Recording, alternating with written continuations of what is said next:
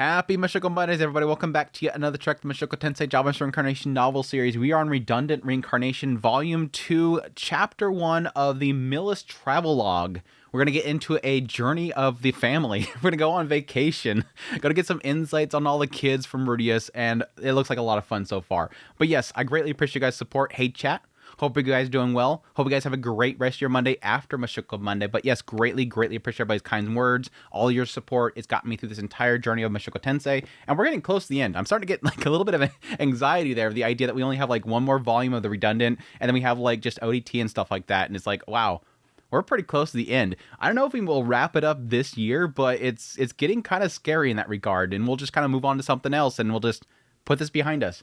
Though we're probably going to come back to it. I'm sure that Refusion's going to keep making stuff for it, and I'll definitely eat all of it up. But anyways, that all said, as per usual, greatly appreciate everybody's kind words and all that kind of support. But additionally, I greatly appreciate everybody's support channel monetarily through Patreon, tips, links, super thanks, memberships. You guys partner with your hard-earned money in order to keep this going. It's greatly appreciated. Like Nicholas with 27 months of support there. Thank you so much, Nicholas. Philip with a super. Thank you. And as per usual, every single week it seems like, Roy's one with a super. Thank you. With that all said, we should jump right into it, because this is like, I think chapter 2 is especially long. I broke down chapter 2, but I didn't do much kind of like messing with it because it was not in first person. So a lot of that's going to be fresh for me, but let's just dive into it. Chapter 1, Calling at the Latria household. The children were growing up well. Lucy had settled down and there were no University of Magic. I would assume so now at this point, because she's been there for like 3 years, ? Again, I don't know where these time-wise this all stuff sits in. This could be like right after Lucy joined there, because later on she has her 10th birthday, so the placement of that side chapter could have been somewhere else. Lotta hated studying, but she was happy. Otis was like Edis in that he had a bit of a rough streak. I assumed that was going to be the case, because unfortunately with these characters, you're going to obviously have Refugio want to do something different with each one of the kids. And so when Lucy was going to be very kind of, focusing on studying and them raising her to stick on the books and all that kind of stuff, I assumed the other two were not going to be bookwormy. That because, Lucy is like trying to be very kind of proper and, be the do-gooder, Lotta was going to be the one that just doesn't give a crap. And what's the opposite? Otis has to be the one that revolts. They each have to do their own thing. So I'm assuming at some point Otis is going to legit bust out of that house. He's going to be like, screw you, Dad. I hate you. He's going to be the one that runs away. He's legit going to be the one that runs away. But he was unexpectedly diligent, and he didn't bully the smaller kids. Yeah, I didn't assume that he's going to be like that bad. He's just going to be kind of revolting. Revolting as authority is typically pushing away from those that are older, not necessarily younger. Sieg was still little and as much of a crybaby as ever, but he toughened up a bit lately, thanks to Alec. Almost like someone somewhere was training him. You know that, Rudius. Lily and Chris were still very little, and they'd long since stopped breastfeeding, and recently started their gifted curriculum. A 7th child was yet to come, but 6 kids was plenty. Every day was lively and challenging. Even so, with Lotta and Otis starting school, Lily and Chris walking around by themselves and learning, it felt like things had calmed down recently. There was no sign of the man god plotting anything. The days went by without worry.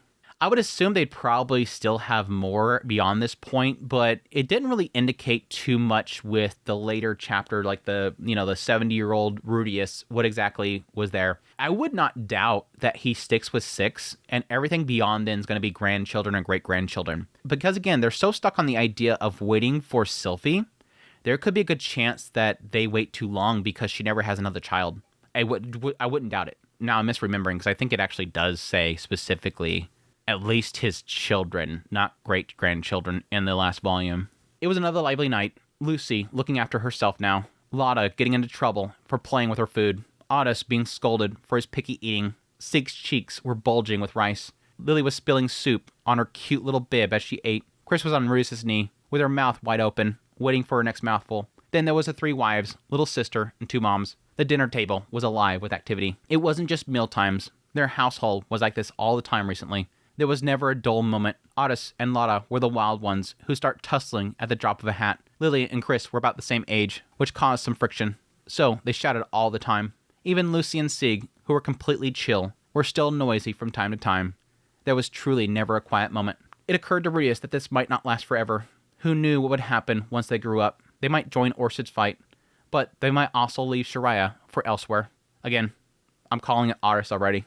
They decided to send all of them to Asa Royal Academy for 3 years, once they came of age, so they could settle there. Then again, they might suddenly decide to storm out of the house and strike out on their own. Again, Otis is flagging it already for that boy. That was what Paul did after he got in a fight with his father. Okay, stop, Refugin. You're flagging it bad. So the same sort of thing could happen. Flag, flag, a flag, flag, flag, flag. Aris has a rough streak. I remember when my dad had that happen with his dad. Wonder what's going to happen next. Reese had the man god to worry about, so he always had the impulse to tell them how to live. But kids don't really listen to their parents. You only had to look at Lada, who hated studying and training, and was always plotting to escape her lessons. Yeah, but she's avoiding not pushing back. That's a big difference there. But that didn't worry him, not in the long run. This was probably the only time that all the kids would be together under the same roof. He thought they should go on a family holiday, since there was only so much time left. He wasn't planning a world tour. He just set aside a month or so to take them to see people who were overdue for a visit. On the way, he would show them that the rest of the world wasn't exactly like Shariah. That was all. The destination he settled on was the Mills continent. Yeah, that's a pretty good culture shock, let's be honest there, because again, that was something they emphasized in the idea of accepting demons and whatnot, was that Shariah was a lot different than other places. And yes, especially Millis, which is like the polar opposite, where you do have a significant amount of discrimination.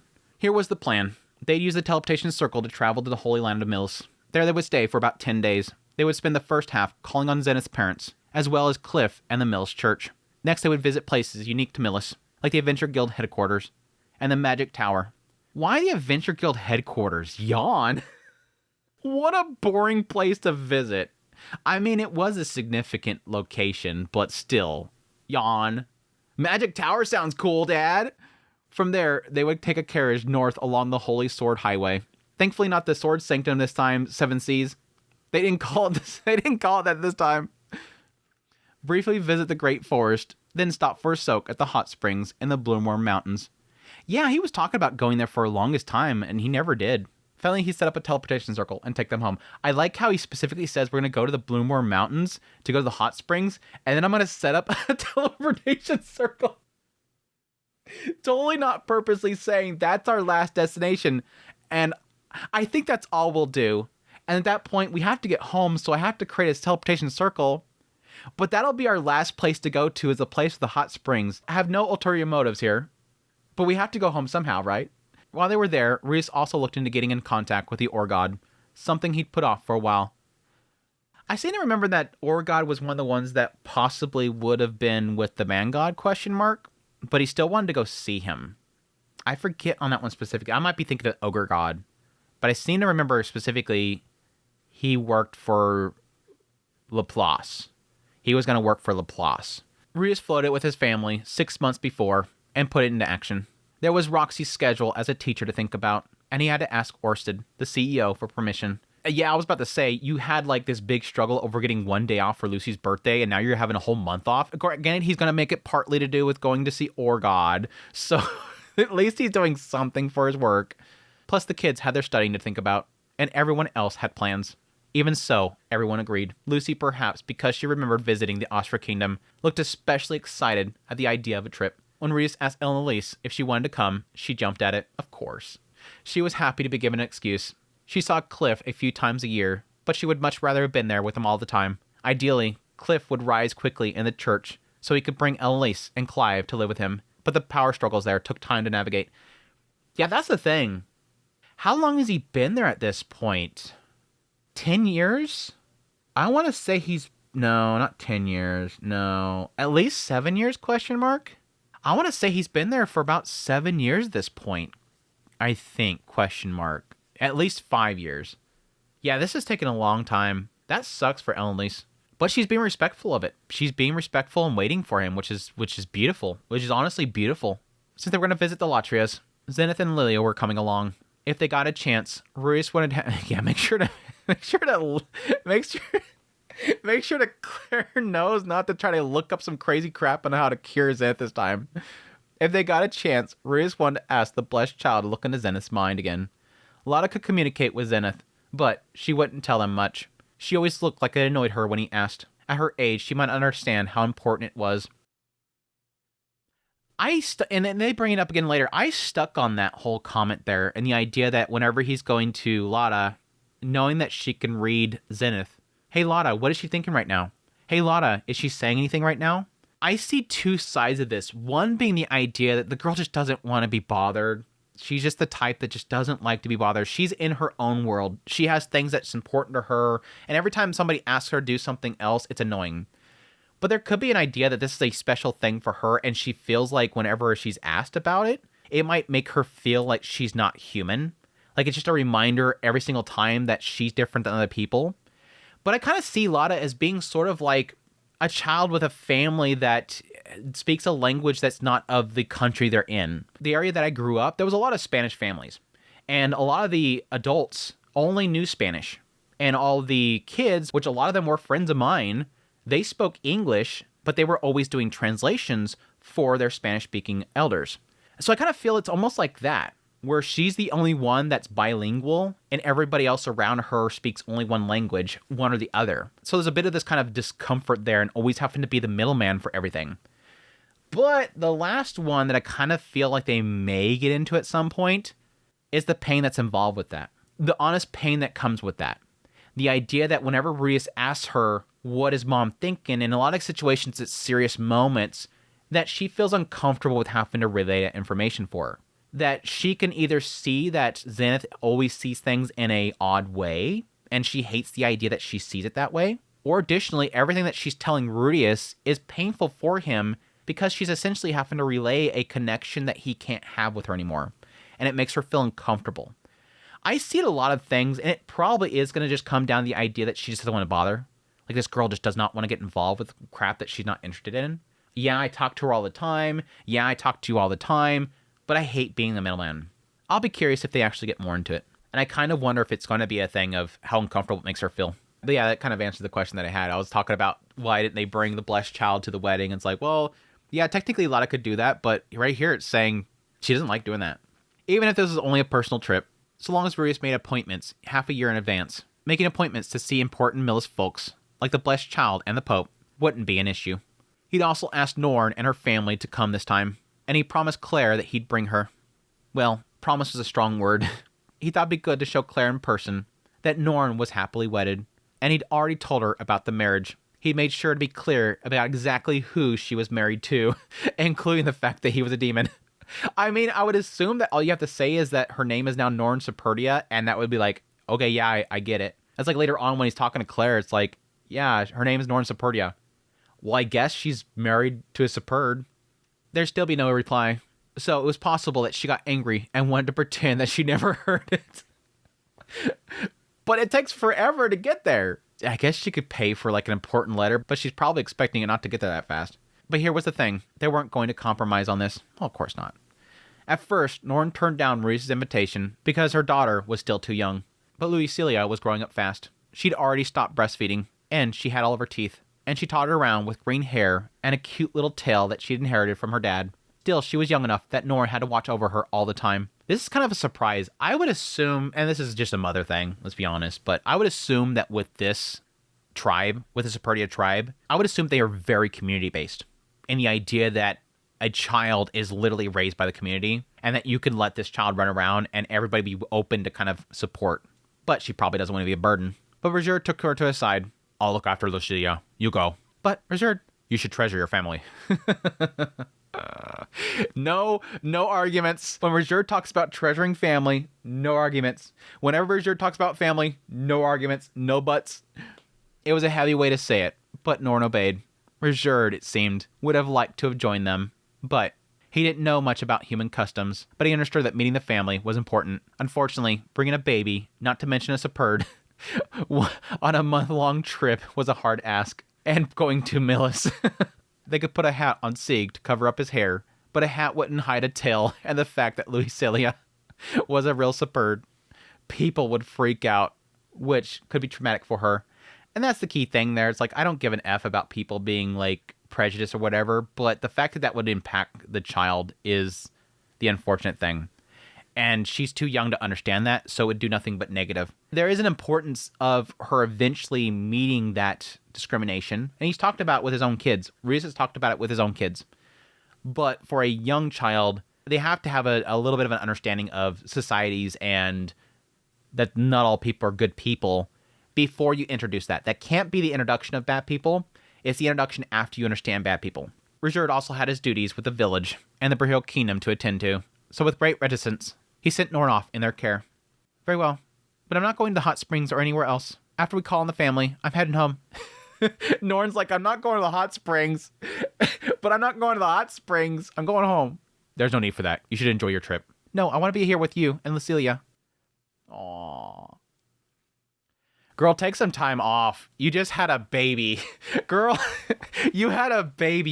You birthed a child. Go have a vacation at the hot springs. And technically, it's your only chance to be with Rudius and your mother, like, probably one last time. Enjoy it. And plus again, you're literally going to get there within a day. This isn't going to be a long trip. He literally said earlier it's like 10 days. Now, granted, getting over to the Blue Mountains is probably going to take some time. She'd agreed to come along, but she was still a love-struck woman. Rudius asked the mercenary Ben and Zenoba to watch over the house while they were away. Bite and Dilla would stay at the house too, just in case. They didn't want a burglar breaking in, and the vegetable garden needed tending to. As a whole, the plan was a bit thinly sketched. But it wouldn't be any fun if it was an overfilled schedule, and they ended up pressed for time. The amount of planning would be just right. Yeah, flexibility is good. Flexibility is good. The only time that my family had like a big, like actual family trip was once. And we had like our destination set, and we had a few bullet points here and there. But a lot of this stuff was kind of chosen as we traveled.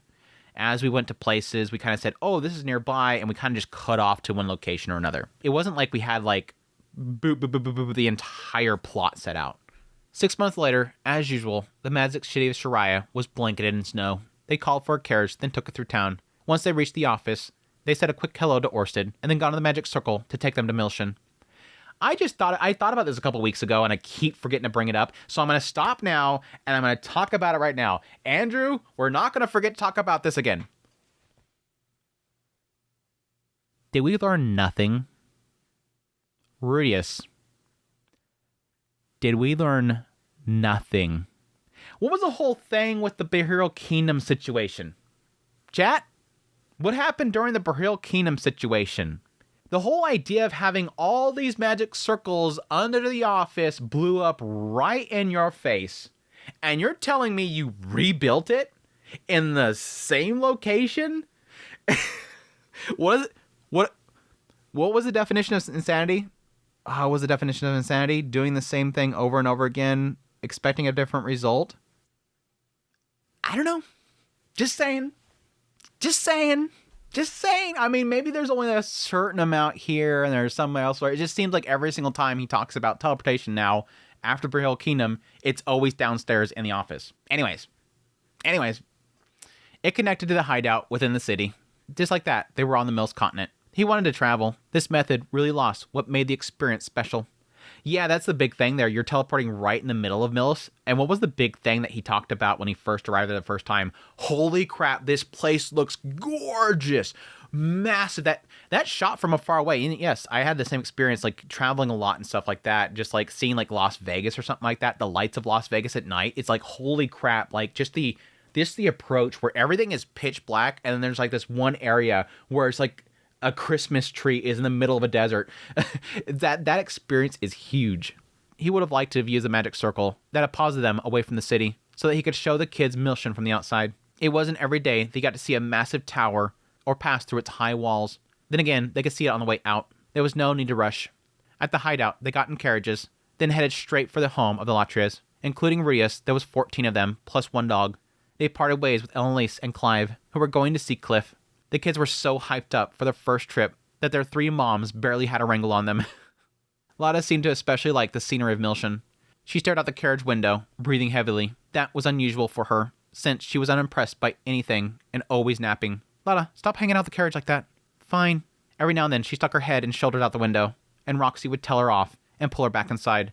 She rested her chin on the window frame and stared wide-eyed at the surroundings. Rudius worried that she'd suddenly lean out the window and end up falling. But Leo had the hem of her dress in his mouth, so it was probably fine. It's interesting that she is so fascinated by Millis, and I'm sure eventually it's probably going to get into it specifically. But with how especially this chapter ends, it makes me believe that she might stay there. which I'm curious how Roxy would take that. I don't think Roxy would mind it too much because, again, they literally got here so freaking fast. It's not like she's going to be far away, but the curiosity there is what she sees special about this land. And I'm kind of wondering if there is a little bit of a resonance with her abilities and whatnot. Does she sense more demon kind and it makes her feel more comfortable? That would be really sad because that was a fear that Roxy had initially, and that's why she was going to leave Lotta with her tribe, was the idea that Lotta would not feel like she fit in with humans in Shariah. I'm wondering if being closer to the demon continent, she feels a little more familiarity there. But I would assume that with Shariah, there would be more demons present. Whereas Millis, it's more beast folks and whatnot, and not so much demons because, again, they're discriminated against. But it's not as if they're not there. I'm kind of curious. It'd be interesting if it's a connection to the blessed child. That would be interesting as well. Hopefully we can see a moment between the two of them. There's so many more colors near us, Blue Mama. There's a lot of famous designers who live in Milshion that design clothes for common folks. They all like to be fashionable. There's no snow, even though it's winter. It's not even cold. There isn't much snow in these parts, though they do get heavy rain one time a year. That big tower maintains the water levels, so the city never floods. It warmed Ruisa's heart to see Lotta bursting with curiosity, and Roxy explaining it all to her. Lotta really was like Roxy, a mini Roxy. I won't go that far. Let's slow down there. She's not soaking in that much info. But again, that goes back to the whole thing of like, I really kind of wonder how much she absorbed from Zenith that entire time. And again, if she had somewhat of a one-way communication with Roxy. Because again, I was suspecting that with the whole situation with Roxy going to, CPAX and everything. And the idea of, did Lotta pick up on some signals there that Roxy didn't know that she was sending? But again, they talked a lot about the idea that Lotta sat with Zenith a lot. And I wonder if she pulled a lot of, knowledge from Zenith. Because I can totally see Zenith, his grandma, just sit down, Sonny, let me tell you some stories. Let me tell you about some stuff. And she just, download of info right into her head. So Lotta could just have so much experience and knowledge that she doesn't really care about much stuff anymore.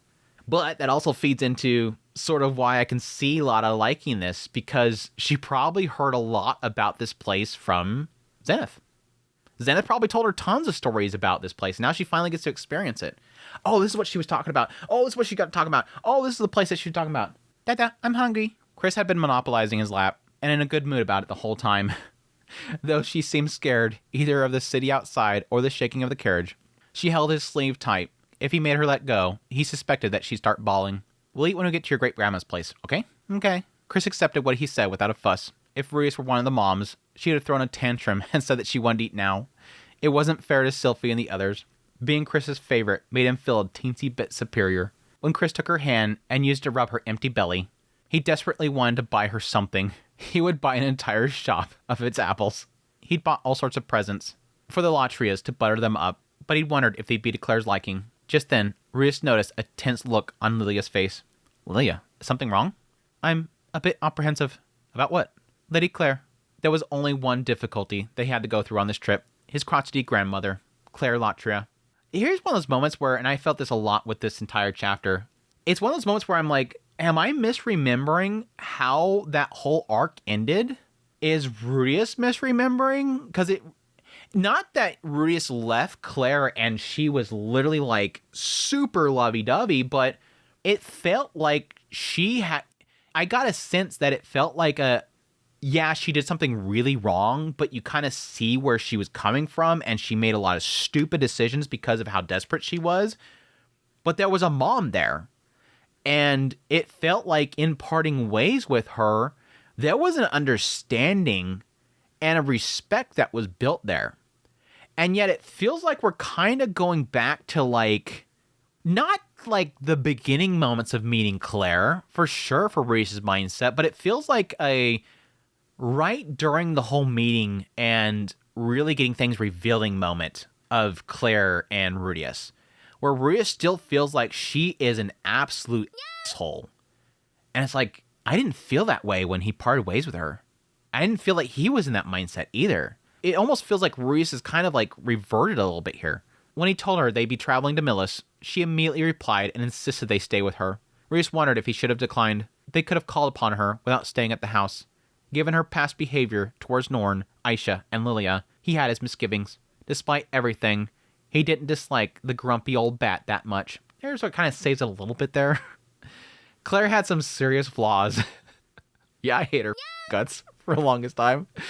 But she wasn't so bad that he wouldn't let her spend a few short days with his adorable children. They'd at least go see her, let her meet the kids. If things went south, he could just find another place to stay. That's what they'd agreed on during this family meeting. Even so, it was true that Claire had saved more than a few unkind words for Lilia in the past. It made sense that Lilia was apprehensive about having to go through all that again. Yeah. Again, it's like an aspect of like, and again, especially with her position, an aspect of still showing respect to them even though you're treated like trash.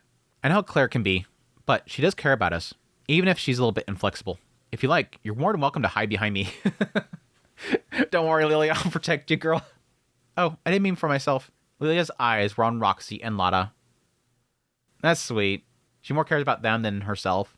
It is true, Roxy and Lotta had demon blood. Then there was Norn, who had married a demon. Not to mention the fact that they had 3 wives. Claire, meanwhile, was a devout follower of Mil's faith and a demon expulsionist. Yeah, but again, I seem to remember that she wasn't really like dead set on that. If I remember correctly, she wasn't dead set on that specifically. Like, it was a part of their faction, but it wasn't like she was like super into it. She said that she'd do her best to keep her opinions to herself, and that had been years ago. A few years was plenty of time to forget a little promise like that. That's true. That is technically true.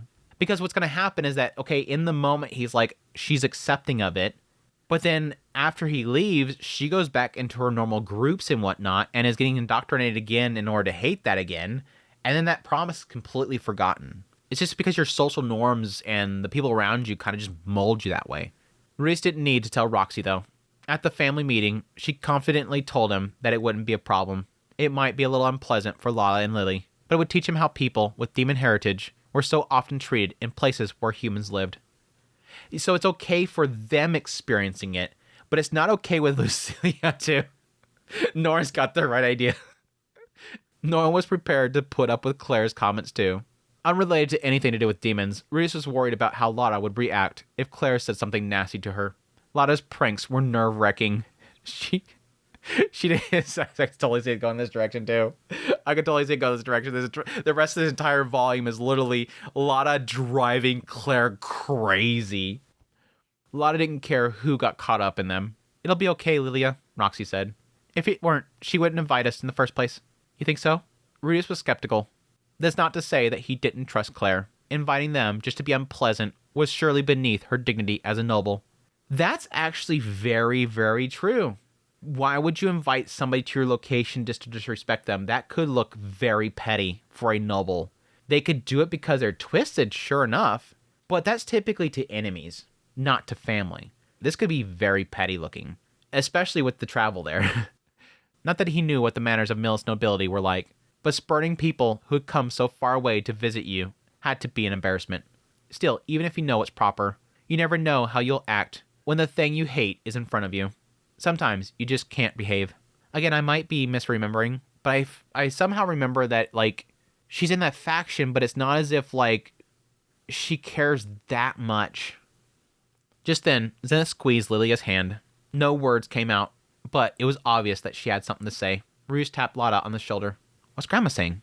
Lotta looked at him like he was being a massive pain. Then at Zenith, then back. She says that Great-Grandma worries a lot. It'll be fine. Thanks. For once, Lotta actually translated for him. And if Zenith said that it'd be okay, then he expected she was right. Interesting.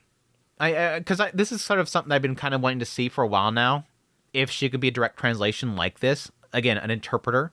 And it does feel like she's getting little statements. Because the fear there was through the blessed child's kind of interpretation of her memories. It felt that everything that Zenith was seeing was pure and warped in a way. But here are simple words. So it's not as if she's interpreting memories. She's interpreting what she's thinking. I want more of this. I want more. The Moo was welcoming when they got to the house. The maids were all smiles, and the butlers were courteous. They were a lot happier to see them than the previous trips there. Although that was a low bar to clear. After handing over their luggage, they showed them to the room where Claire awaited them. What a long journey you've had. Claire spoke when they saw them, not rising from her chair. Reese wouldn't call her disrespectful for that. She was the mistress of the house, after all. The moment, this is one of those moments of like, oh my God, you're so stupid, Rudius. The moment I seen that she wasn't standing, it immediately clicked in my head. That's right, she was talking back there where she was being seen by a doctor regularly.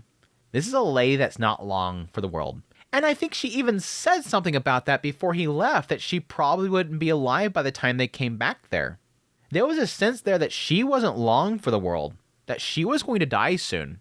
So why doesn't it click in his head that there's probably a reason why she's not rising from her chair? She's probably a little bit crippled. He's just a dummy sometimes. He's such an idiot sometimes. He's such an idiot sometimes. Actually, it's no time at all nowadays. Oh yes, I still can't wrap my head around it. Claire put her fingers to her temple, like she was valiantly restraining herself. It was probably a snide remark about him using teleportation circles, like it was his own personal property. Again, it's Rudius. He loves to think the worst in people. Always protect yourself by always assuming the worst in people. Teleportation magic was technically forbidden after all. Allow me to introduce my family. Please do. He had them line up. Aisha was wearing a pretty dress rather than a maid uniform today. Thank you. Better this time. If you didn't know her, you would have mistaken her for the eldest daughter. Lilia wasn't wearing the maid uniform either, but she had already gone with Zenith to another room. Mary, Claire called to a nearby maid. Yes, ma'am. The maid reached out and put a supportive arm around the chair, helping her to her feet. She then handed her a cane. She leaned heavily on it. She was weak and unsteady on her feet. Her regal bearing from the last time that he had seen her was gone. He realized that when she didn't stand up to greet them, it hadn't been out of pride. Yeah. If that was the case, she wouldn't have been standing when you first met her. Back then when she was nasty. Are you unwell? I'm old. Surely you're not old enough to be too weak to stand. Yes, she was old enough to be a great-grandmother, but Rudius's parents had him when they were young. The same was true for his kids. He wasn't going to ask her about her age, but Zenith was around 40. Claire couldn't be much more than 60 or 70. I can cast antidote or healing magic on you if you like. No, thank you. I'm sure that you're a competent magician, but here in Milshion, I am a noble. In other words, if she wanted healing magic, she could get it. He had no reason to doubt her if she said that she was fine, but seeing her so weak worried him a bit. Yeah, I don't blame him. I'm kind of curious what's going on here. Yeah, there's like an initial thought process here of like, in Milshion, I'm a noble, and thus I'm too prideful to take the healing. I don't think that is. I think he's getting the right idea here, that because he's a noble in Milshion, she has access to the best of the best. And again, they were implying before that she was being seen by a physician regularly. So the assumption here is that something is ailing her. It could be that she's just old, and she's going to die younger than typical, probably due to stress. That stress is upon her and it's making her weak. But there is a side of me that kind of wonders, is it something that he could possibly find a cure for? Ask Orsid. Cool idea. And this might be where it's going. And this could be might be where it's going. What better way to bridge the two factions than to have Cliff basically reach out an olive branch? Have him come to the middle and help find a cure for Claire. Not that it'll be a big deal for that faction that Claire had a cure, but it's that coming together. That could be where it's going. Not that Rudius goes to Orsid or uses some overpowered healing ability, or I don't know, maybe Sylphie just taps her on the shoulder and boop, she's healed. But that Cliff finds a cure, discovers what's ailing her, and finds a cure. Or it could be, I don't know. That'd be cool. I'm sorry, it'd be cool. Rather than fussing about me, I am eager for you to introduce your family. Right, of course. This is Sylphie. I married her first, and she looks after the household now. Sylphiette, at your service. It's a pleasure to meet you. Thank you for welcoming us into your home. She gave a simple greeting, reflecting how comfortable she was with fine manners. No one would have guessed that she was a country girl from the Fatoa region. This is Roxy. She's a McGurd, a demon. So while she looks young, she's actually much older than me. She teaches at the Magic University. A pleasure to meet you. I know you may have some misgivings about my heritage, but I hope we will get along. When Roxy introduced herself as a demon, Claire didn't so much as raise an eyebrow. They hadn't met before, but she wasn't a secret. It seemed that, at least for the moment, Claire wasn't going to pick a fight about it. Yeah, it's like, what is it going to change now? What is it going to change now? And again, I think there's quite a bit here about over-exaggerating Claire's actual hatred for demons. But even on that set, there could be an element of her learning to accept demons because of how much she respects Rudius and how much she cares for Rudius, how much she cares for her family now.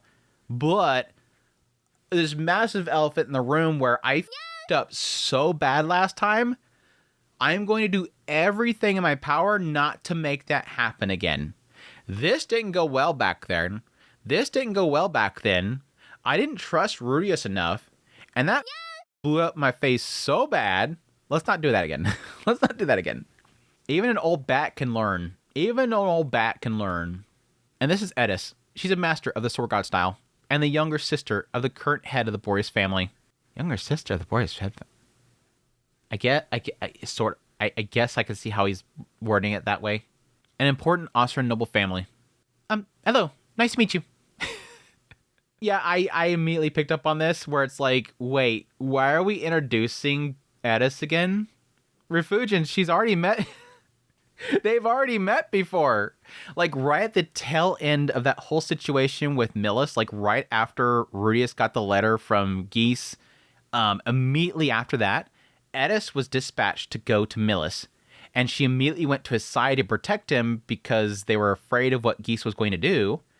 And right after she arrived, it said that Rudius introduced Edis to Claire. It's fine. Inconsistencies are fine. It happens. Edis was, of course, a bit awkward. She could act naturally at parties in Austria, so maybe the problem was meeting Rudius' grandmother. Claire said, nothing. No commentary about his marriages. Great so far. Next up was the kids. Okay, putting aside the fact that they've already met, maybe Refugin is trying to play out that scenario that was very much skimmed over previously. Yeah, I can see Edis being a bit awkward here because of what Claire did. I think I got a sense back then that Edis would not be too keen on Claire. Because what bugs Edis more than anything else? People that disrespect Rudius. If anybody has a problem with Rudius, she has a problem with them.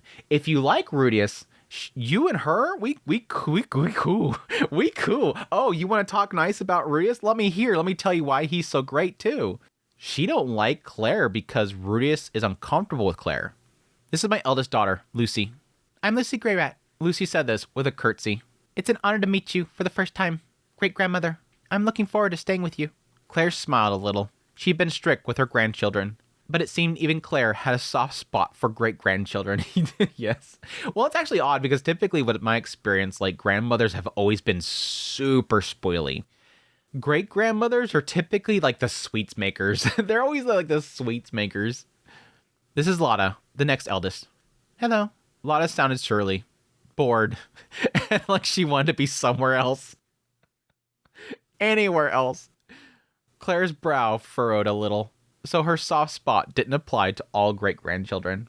Yeah, a lot to do right there is a sign that Lucy was like very courteous. Lotta's just like, yeah, cool. What's up? What's up? Can I go somewhere else?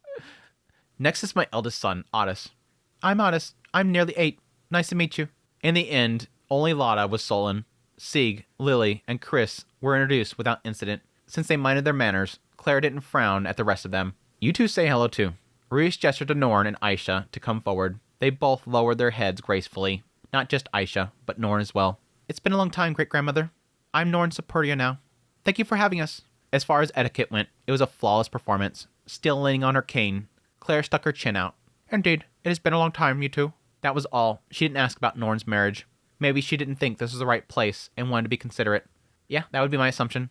In any case, thanks to everyone behaving themselves. They hadn't started off on the wrong foot. But Lotta began picking her nose. He talked to her about that later. This is Claire Latria, your great-grandmother. We'll be staying with her for the next 10 days, so be sure to be polite. Claire gave an elegant bow. Her manners were charming as well. Rudius could only hope that the kids would learn from her example. Be careful what you wish for. Good day, all of you. On behalf of my absent husband, I welcome you to our home. The maids and the butler are at your service. You may find yourself confused or discomforted by the cultural differences here, but I hope that you'll think of this house as your own. I think that's a massive sigh of relief. How she's stating that there is not something I believe that she stated before. There is a heavy emphasis here that you will find discomfort because of the cultural differences. She's putting a warning to all the children here. There's going to be a difference here. You're going to feel uncomfortable, but this is your home. That is a big difference than how she introduced them before. Again, a lot of that due to the fact that she got very aggro. She got very aggro right out of the bat last time, but this is big. She wants them to be comfortable. We're very grateful for your kindness. Say thank you, everyone. Thank you. We're looking forward to staying with you. The children bowed as one. Then Claire sat down with great dignity. They'd gotten through it. The family's Milshion holiday could get started. Rudius, could you stay behind? I would like to have words with you, if I may. No sooner than he thought that, than Claire stopped him. Right as he was about to leave the room, her expression looked fine. She didn't look angry or anything. Again, you're being way too cautious, man. She's not going to hurt you this time. Sit down. Thank you. Doing as he was told, he sat down across from her. A cup of tea appeared before him straight away, as if the chair had a switch in it. He might have been indignant that she didn't offer any to his family, but then he hadn't invited them to join. There weren't enough chairs anyway. There's no need to be stiff. I'm not going to scold you. She saw right through him. He hoped that she'd cut him some slack for being a little guarded, given what happened last time. And I understand that part. But again, it just feels off because you had this horrible first meeting. And you had an extremely horrible second meeting. Then you had a very frustrating third meeting. But then like this very kind of understanding moment. There was an understanding moment there. And an acceptance moment. He pardoned her. Because of his actions, her life was spared. And she dedicated herself to him. Why would you be guarded that she's going to do that again? Trauma. What do you want to talk about? I thought we could chat. She was sipping her tea with an innocent expression. She did it very elegantly. He guessed that there was even etiquette for drinking tea. Well, duh. Duh, that's customs. He raised his own cup, imitating her. Speaking of tea, I just started growing tea recently. I brought a bag for you to try. We shall brew it tomorrow. I hope you'll like it. Every few years, Aisha started growing something new. At one point, she started growing herbs, or something that she started adding to her cooking. But she stopped. It seemed that Chris had been allergic. When the herbs grew fragrant, her nose started dripping. You can fix the symptoms of allergies with an antidote, but not the allergy itself. Well, yeah, I would assume that the antidote is all it's really doing is keeping the body from... Because an allergic reaction is really just your body overreacting to something foreign. So all you would really be doing is telling it to stop. Aisha still isn't thinking about marriage. It doesn't look like it at the moment. Still, to this point, and it's not a thing that you should rush. If she has a choice of something that she wants to do, it's fine. But it sucks. Again, just because of how much time she wasted looking after Rudius. How much time she wasted there. But it's never too late. I hear Nora got married. She did. What sort of person is her husband? Rudius thought that it was all done and dusted, but it turned out that he couldn't avoid the subject. Still, he appreciated that she asked him rather than Norn. He's a demon. He'd already told her in the letter. He knew there was no point in glossing over it. I'm aware. As he hasn't graced us with his presence, I wish to know what sort of man he is. So, that was what she meant. It was fair enough. He was letting his newly wedded wife out and about unattended. This is one of those moments when I'm reading and I'm going, Where are you going, Rudius? Rudius, the road's over here. Where are you off to? What is that road? Come over. Here's logic. Come back to the logic thinking road. Where are you going with this, Rudius? It makes me half expect like the next like inner dialogue is going to be, oh, that's what Claire was talking about. She wanted to brutally murder Aisha because she hated Geisha's guts and wanted to hang her up on a string. Like, chill. Claire wanted to know why he hadn't come. They have a child who's still young, so he stayed at home to look after her. But he wanted Norn to at least come and pay her regards to her grandmother. He definitely didn't mean any disrespect to you, Claire, or the Latria family. Claire frowned. I want a gut punch to Claire. Again, I understand that Rudius' side where he's overthinking things because he assumes the worst. He always does that. But on the opposite end, it hurts people to do that. Because you have this assumption somebody's going to be a terrible person because you want to assume the worst, it negatively impacts somebody who's trying to do better. Oh, of course you failed. I assumed you were going to fail. Well, why am I trying? I can see that affecting Rudius as well. I can see Rudius wanting to change his new life, but everybody assumes he's going to be the same horrible person. He'd not want to try. But thankfully, Rudius in this new world doesn't have anybody with a knowledge of what of a failure he was and how much he despised himself, that they presume that he could do better because he started with a leg up. Claire right here is trying to do better, but because he's assumed that she's so horrible, it's blowing up in her face. I'm trying to do better this time, Rudius. I asked what sort of man he is, not why he didn't come. Huh?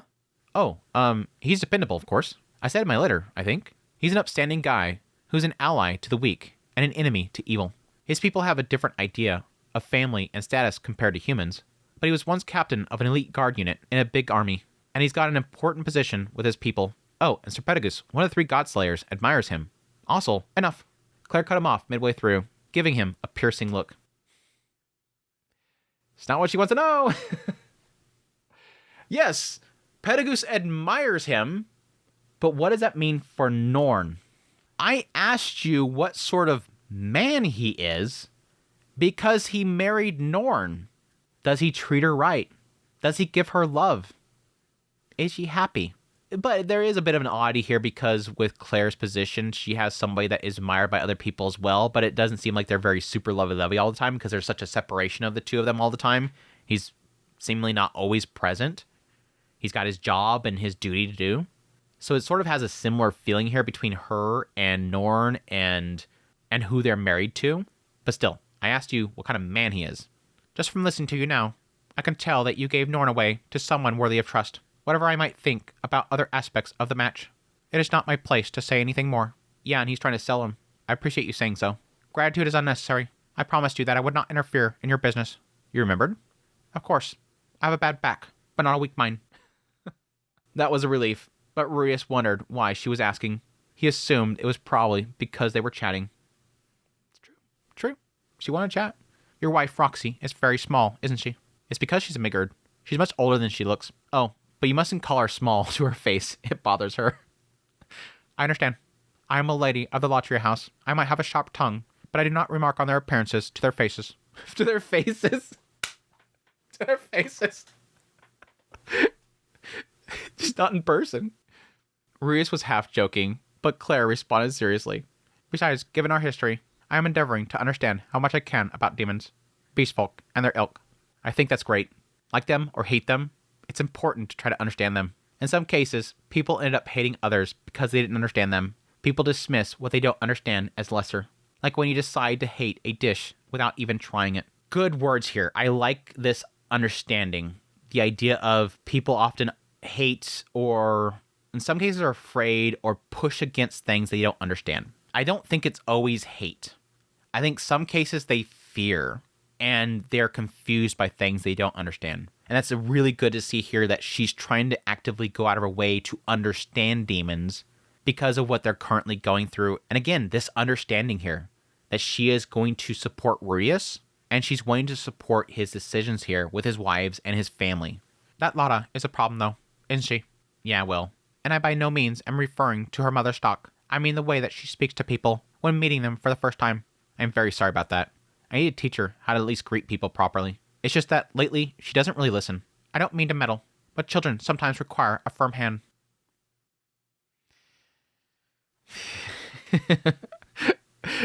Again, it is kind of more and more so leaning the idea that I think that Lada's staying here. It's really setting it up for her staying here. Underneath that vague turn of phrase, she probably meant that if Lada were her child, she'd discipline her physically. Rudius seen there was times when that was the right approach, but Lada was clever. She'd push her luck right up into, but not beyond, what would get her spanking from Edis. I like that Edis is the...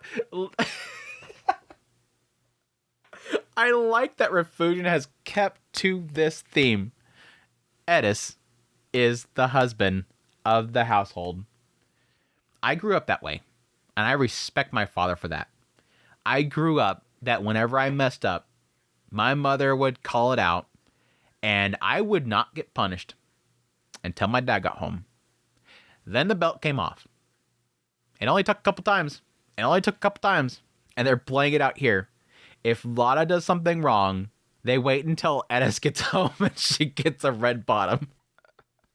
Let us seem wild from the outsider's perspective, but she knew right where the line was. You of all people must understand why you ought to do so for her future.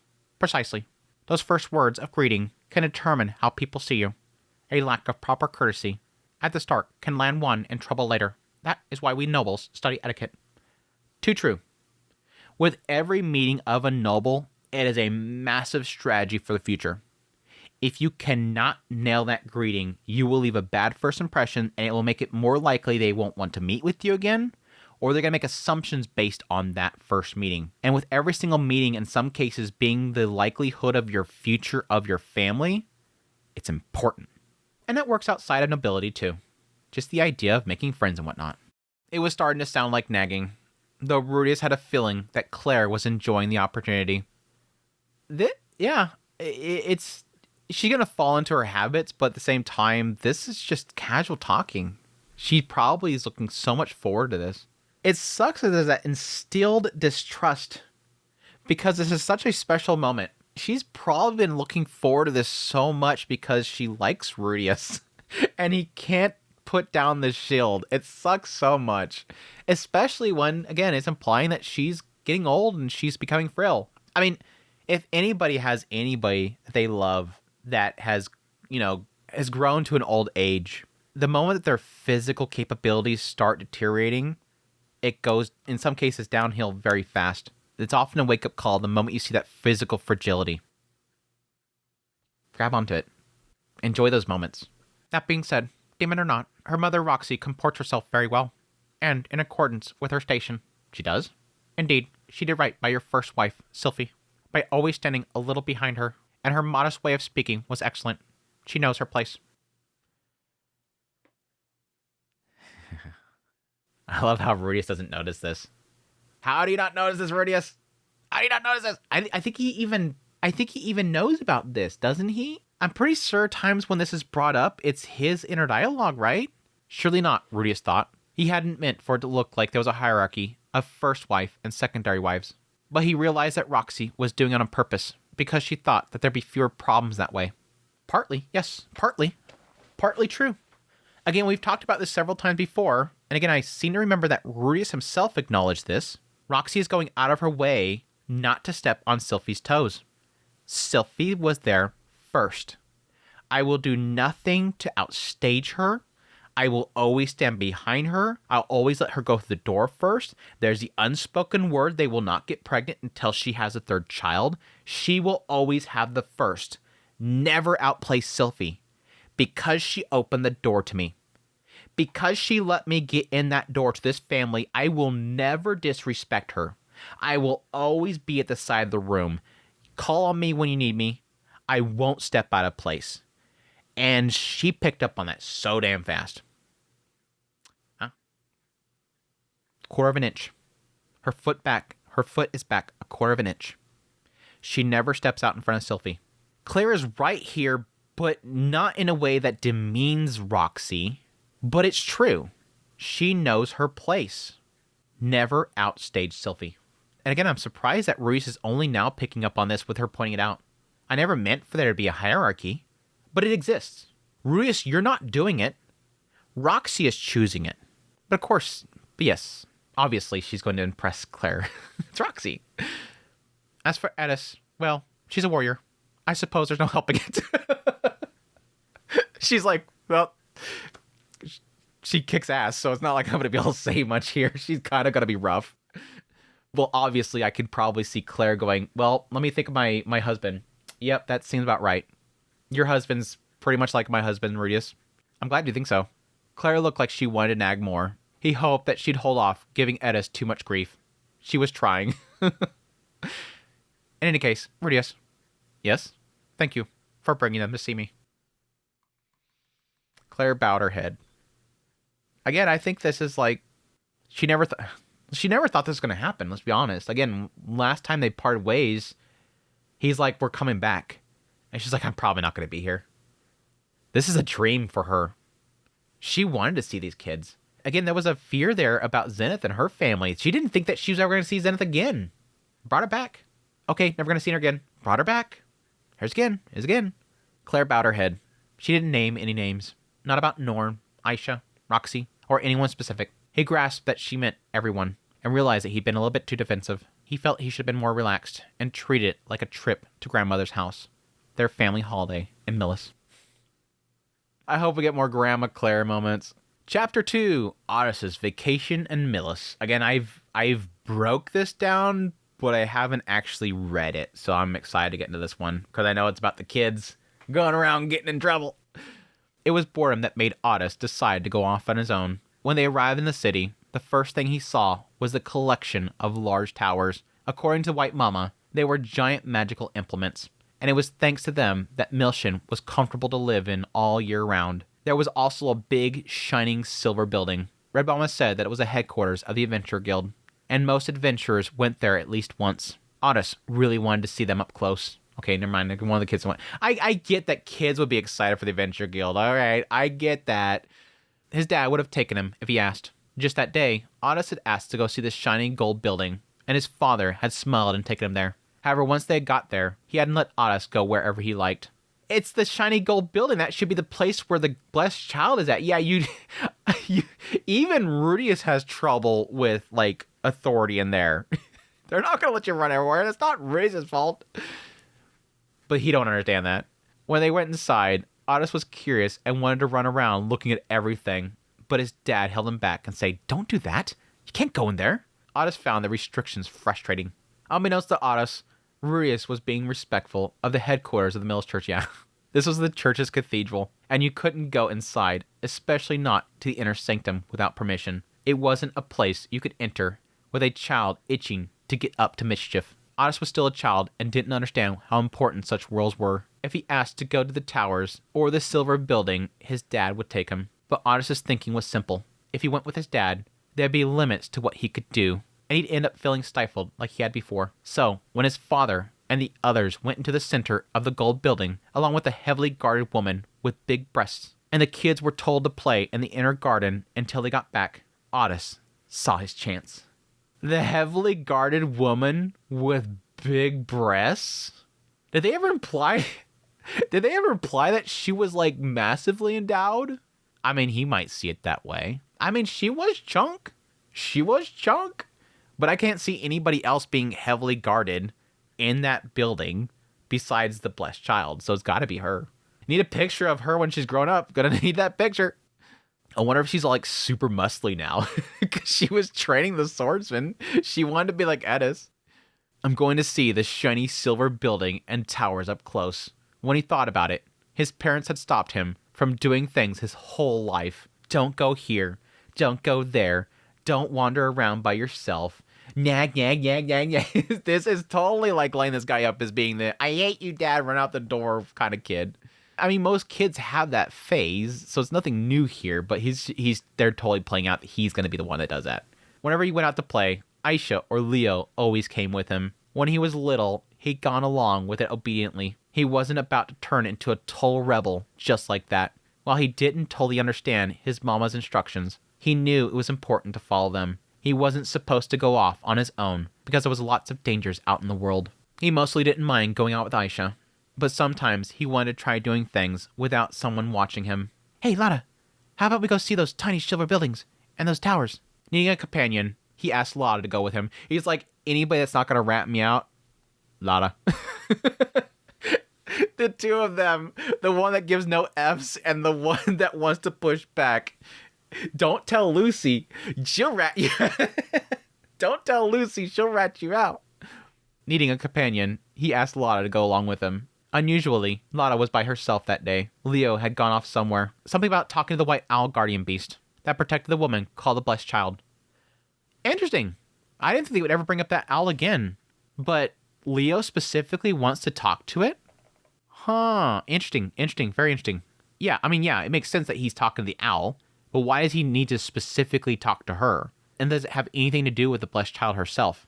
I'm super interesting. Enough that he would part ways with Lada. Lada also saw this as a good chance. Ever since she was little, she and Lada had gotten on super well. That hadn't changed, really. But she was getting sick of how he followed her everywhere. telling her off for little things. He's like a naggy dad. She's got two dads. He's like a naggy big brother. I would probably put a naggy big brother. So when Otis asked her, the corners of her mouth quirked up. She nodded. I was thinking about that too. They waited until Aisha wasn't looking. Then the two of them slipped away and set their plan to action. When Chris cried, "Dada gone!" and burst into tears, they used the distraction to head for the bushes. Next, concealed with the leaves, they made way to the exit, only to be spotted by Sieg. "Where are you guys going?" "We're just going out for a bit, Sieg." Sieg frowned at this. "You'll get in trouble if you go out without a grown-up. You're the one that's been sneaking out back by yourself lately. Don't think we don't know." No, I don't." They know about him meeting with Alec. They know that it's like the worst kept secret that Sieg is going to meet with Alec. Rudius knew immediately what Orsi was talking about, and he's supposedly supposed to be sneaking out to go train with him without the parents knowing. Everybody knows. The kids know, the parents know, Rudius knows. Worst kept secret. No, not. Aris knew all about it. Sieg went out by himself all the time, and for some reason, he was the only one who didn't get in trouble for it. That's probably frustrating for them. He assumed that was because Sieg didn't have Aisha or Leo watching him. He's like, yeah, they're going to see him as the favored child. It frustrated him that his little brother was the only one allowed to come and go as he pleased. Actually, a very interesting side effect to this whole situation. Because they're not clear about what Sieg's doing, the other kids are assuming that he's getting favor.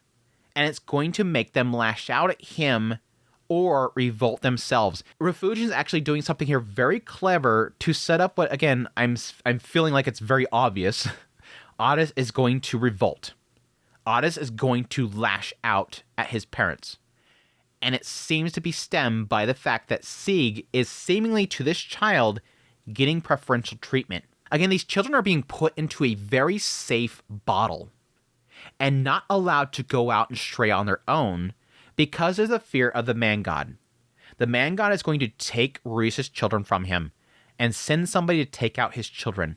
So they're being protective for a right reason, but seemingly to Otis' eyes, Sieg's getting preferential treatment. So he's going to lash out on his parents for being lenient to Sieg, but he's also possibly going to lash out at Sieg because he's getting preferential treatment. You get everything you want. You get to do whatever you want. I don't. It feels stifling in here, but you're allowed to go out and get fresh air. Interesting. It frustrated him that his little brother was the only one allowed to come and go as he pleased. In reality, Sieg wasn't alone, unbeknownst to Otis, and to Sieg for that matter. When Sieg snuck out the back door by himself, the Ruquag mercenaries were there watching over him from the shadows. They were following orders from the ever-anxious Rudius. "I keep your secret, so you keep your mouth shut about this." "Okay, fine. It's no big deal. We're just gonna go see that shiny silver building and the humongous tower." "Huh? You're gonna go to the Adventure Guild?" Sieg's eyes lit up at this. Alec had told him lots of stories about heroes, in which the Adventure Guild's headquarters often appeared. Since then, he'd taken a special interest in it. "Yeah, I'm coming too." So Otis and his siblings walked out of the Mills Cathedral, bursting with curiosity and just a little desire to cause mischief. This isn't going to end well for Aisha. I can already feel this is not going to end well for Aisha. That's not good, because they're in Aisha's care right now. Otis made his way through the city with Sieg and Lara in tow. The houses, so unlike Shariah, and the buildings, constructed in shapes he'd never seen before, made his heart race. He observed the city from the inside of the carriage, but it was much more different when he walked the streets on his own 2 feet. Though he couldn't say why. Maybe it was the patterns of the cobblestones, and in any case, it was exciting to walk around the town he didn't know. But as a group of children alone, they received many curious looks. Yeah. Especially Sieg and his green hair. Otis didn't care. He'd gotten used to people staring back in Shariah. Yeah, I thought Sieg had a hat on. I guess he just got rid of the hat at some point. That seems bold. But yeah, you have basically blue, green, and red hair walking through the streets. All completely unique to this area. Lana, look what you're doing. It's dangerous. Lana replied, her eyes sparkling as she gazed around them. She was even more fascinated by the neat and orderly town than Otis. Hi, why don't we ask Lucy to come? Sieg piped up. She'll get mad if we left her out. No way would Lucy have come. Sieg was being a fraidy cat, as usual. He had gotten way better at sword fighting lately, thanks to his secret training. Yeah, posing. Better at posing. So Aris didn't understand why he was still so timid. I wonder if there's a fear of his strength. Probably not. There's probably still a lot of lack of confidence there. Hey, Lotta, what's that? Aris pointed up at a mysterious object. It was a true-to-life statue of an owl, similar to the big white owl that they'd seen earlier at the shiny gold building, but obviously not the real thing. It was a little bit uncanny. Lotta glanced at it and said confidently, "It's a fountain." No one would make a fountain that weird. Well, that's what it is. Come on. No way that's it. Just as he said it, water began spouting from the owl. Well, it totally is. No way. How'd you know? I saw one that looked like it at Julie's. Julie made it. Julie made it. It legit's what Julie made, so I've seen it before. The fountain was one of Ruius's byproducts, inspired by Singapore Milshion. He modeled it on the blessed child's guardian beast, then gifted it to her. When it was finished, they ended up struggling to find a place for it within the church itself. More accurately, the blessed child didn't like that it looked like a taxidermy owl and didn't want to be near it.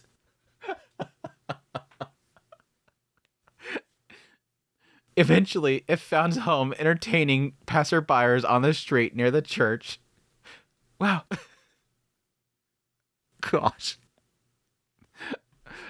It's like it makes this really awesome thing, and she's just like, I don't like it. It's scary. It creeps me out.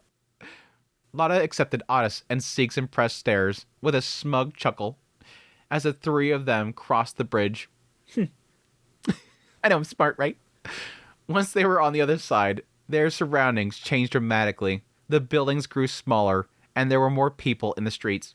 Many of them carried swords and wore armor, yet different district, and Aris thought more of them were muscular and super fierce. That meant they left the Divine District and entered the Adventurers District. It's more normal around here, huh? Yeah. For Aris and the others who live in the magic city of Shiraya, this sort of place felt more like home. Yeah, I can see that. Much more mingled. Even the mean-faced muscular types looked like delicate flowers compared to the Ruquag mercenaries. And nobody compared to Red Mama. Hey, Lotta, which way is the silver building again? That way. Cool, let's go. Aris strode off enthusiastically. Behind him followed Sieg, who looked excited, and Lotta, who seemed bored despite her smile. Amazing. In front of them was a gigantic building that glimmered silver. They had reached the main street and come upon the Adventurers Guild. The street led straight to it, so it wasn't exactly hard to spot. Come on, Aris, come on. Sieg called out, excited, as he started to run. It was hard to believe that he had been against the whole thing just a few minutes ago. Whatever he might have claimed, he couldn't resist the allure of the Adventure Guild headquarters. The scene of the beginning of so many heroic tales. Yeah, that's exactly it. Hey, wait up, Aris said as he and Lotta hurried after Sieg, their faces alight with anticipation. They couldn't wait to see the place up close. The people around them, who saw the three children break into a run, thought for a second that it was a bit dangerous. It's like, what are these damn... Again, they're all under 10. They're all very young. Children who suddenly started running might end up bumping into someone, or get caught under the wheels of a carriage. Their worries were quickly put to rest as the three of them slipped through the crowd at a steady, controlled pace, quite unlike other children. They even kept to the side of the street where the carriages didn't pass. Their daily training had paid off. Sieg exclaimed in awe again as he arrived at the steps leading to the entrance. He'd never seen such a huge and majestic building. Well, actually, that wasn't true. The Magic University in the magic city of Shiraya was also big, but it wasn't the same. The Adventurers Guild headquarters was silver and shiny, while the Magic University was red and brown like a potato. This is the Adventurers Guild, huh, Aris? Yeah, it's not like the one near our house. Yeah, ours looks like it's about to fall down. They both stink, though. Yeah, it does smell, doesn't it? With these rude observations, the three of them pushed through the doors of the guild. They did their best to be quiet about it. Blue Mama had told them the dim-witted adventurers would try to pick fights with kids they saw going in and out of the guild.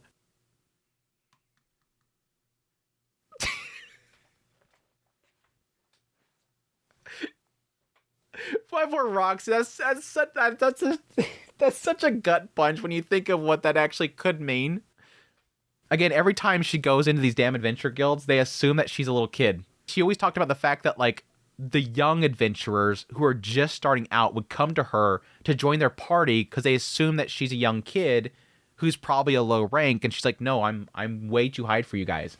So she goes in there and people pick fights with her. It's a trauma, like, for her. Otis would have welcomed a fight, but he knew that if he got in one, after sneaking away without permission, Red Mama would be mad at him. Red Mama was scary when she got mad. Yeah. She'd spank him until his bottom was bright red. If Sieg and Lala got hurt, it wouldn't just be Red Mama. If Blue Mama and White Mama got mad at him too, the thought sent a shiver down Otis's spine. It's like we're going from physical punishment of Edis to possibly food or psychological damage from Blue Mama and White Mama. I'm assuming that's the case because I don't see them being any more scary with a spanking. It's got to be like psychological damage. Oh, I would assume that it's probably verbal from White Mama and psychological from Blue Mama. That's probably what it is. Lectures from Blue Mama and just fury from White Mama? I don't know. On the other hand, the thought that his dad might be mad at him tempted him to do it anyways. His dad often rewarded and indulged him, but he hardly ever scolded Otis. He'd never seen his dad properly angry. He's wanting acknowledgement from his dad, and that's going to be the secondary element of lashing out. Again, Refugion's massively hinting at this is going to be Otis lashing out at some point. He is totally going to run away. Which is interesting because I think that sort of stems from earlier moments. Because again, when they first started showing Otis as a child and infant, he bawled his eyes out whenever Rudius picked him up. He did not want to be in Rudius' arms.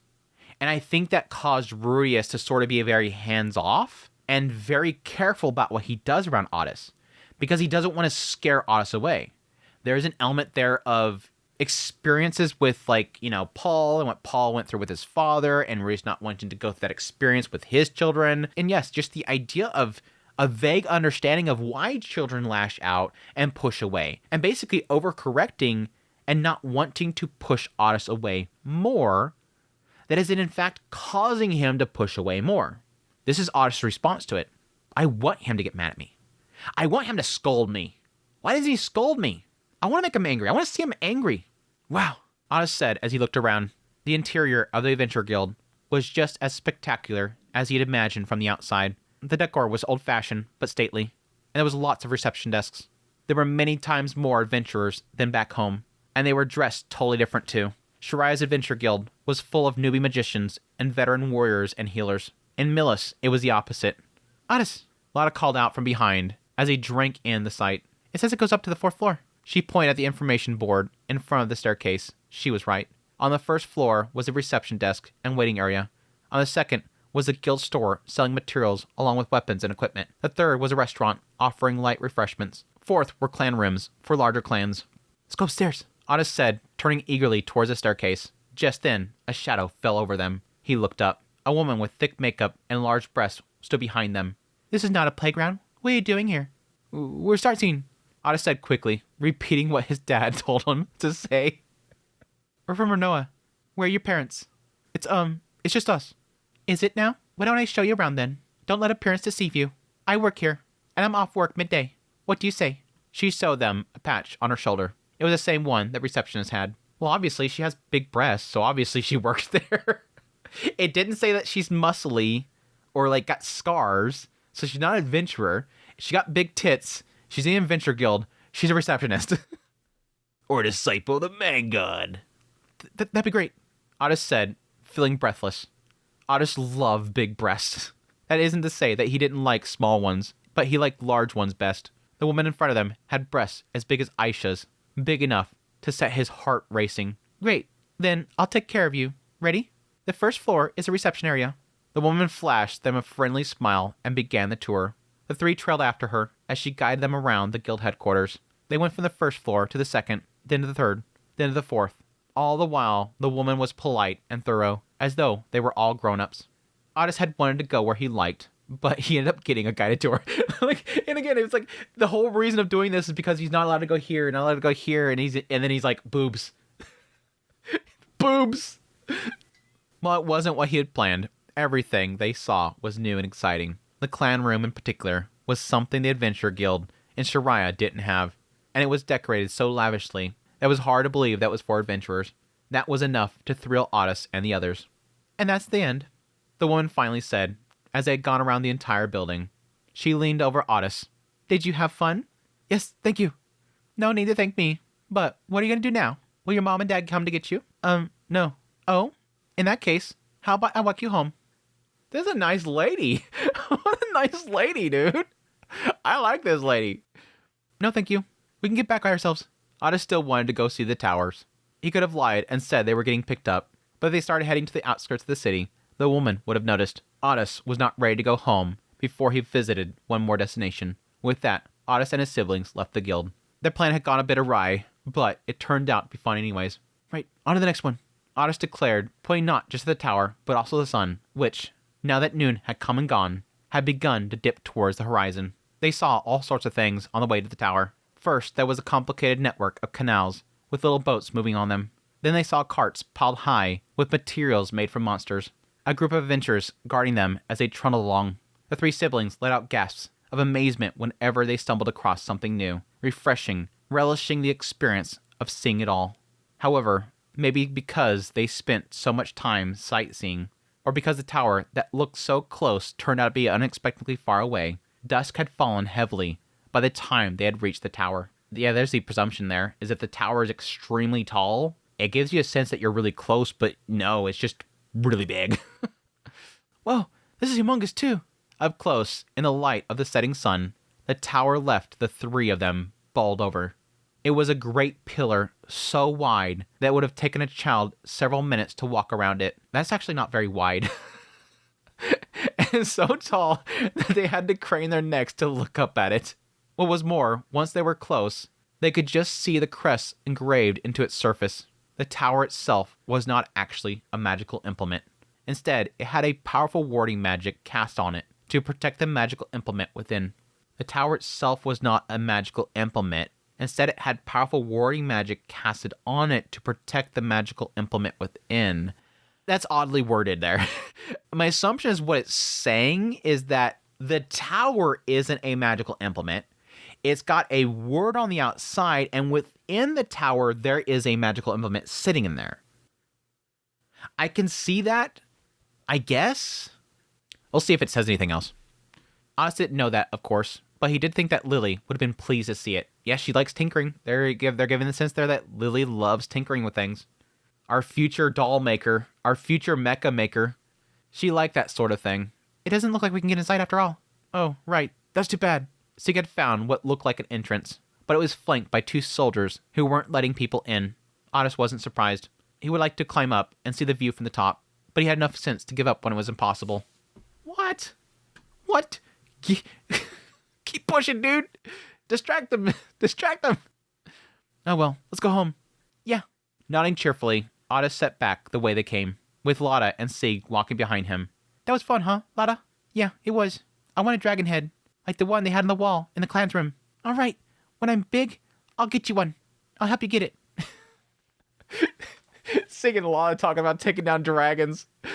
After seeing things they never usually would have, the three of them were delighted. Sig was particularly excited and babbling incessantly at Lotta. But as Otis walked along, he suddenly felt uneasy. What if? No, it couldn't be. Hey, Otis, you know that big sword they have the Adventure Guild? You know what that is? No? It's one of the 48 magic swords. You sure know a lot, Sig. I think it's probably a fake, because they had it on display. But Alec drew me a picture once. Hey, Otis, wait up. Otis quickened his pace, barely listened to what Sig had to say. Sig, confused by Otis's sudden silence, chatted to Lotta instead. Otis's shift in attitude also bothered Lotta, but she listened to Sig without bringing it up. The three of them continued to walk. Sig's regular training had toughened him up, so he didn't complain that he was tired or stopped walking just because his feet hurt. But as he watched Otis walking mutely in front of them, he also began to go quiet. Eventually, he stopped talking altogether. Sensing danger, the three of them walked on in silence, trucking along in through the twilight. Soon enough, the sun went down. 20 or 30 minutes later, the three of them stopped in a dark alley. There was no sign of anyone else around. All was quiet. Hey, Otis, how long till we get back? Did they get lost? I thought he was sensing that, like, somebody was following them, but I'm like, well, why wouldn't they all, like, get uncomfortable or get quiet? Oh, he's just lost. I don't know. This wasn't what he'd meant to happen. He hadn't forgot to think about how they'd get home.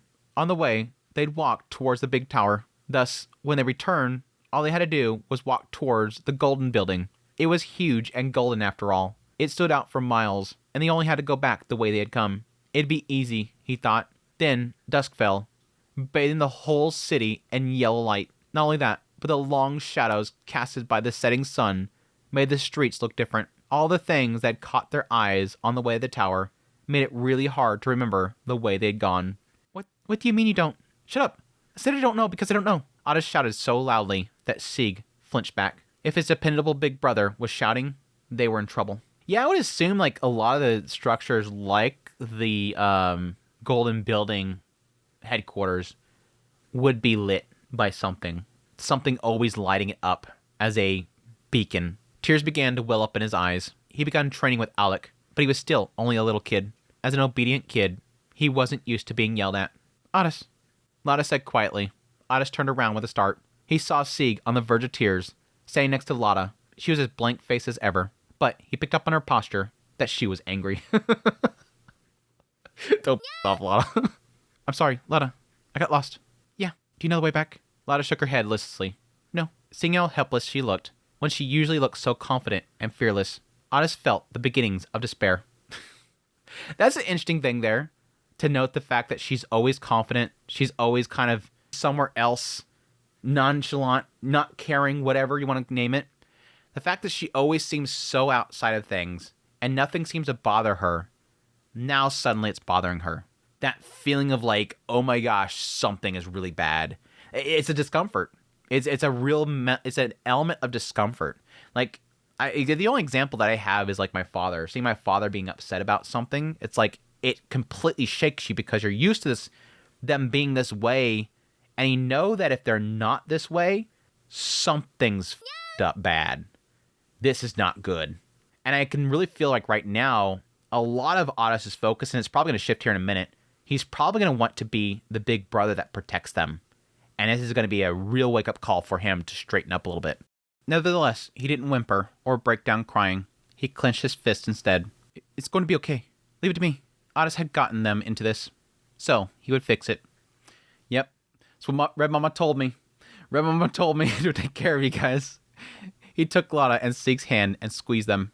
Then he thought hard about what little he knew. Once, Big Mama had told him, if you find yourself in a pinch, don't panic. Think about what options you do have. Okay, if we get back to the main street, there'll be people there we could ask for directions.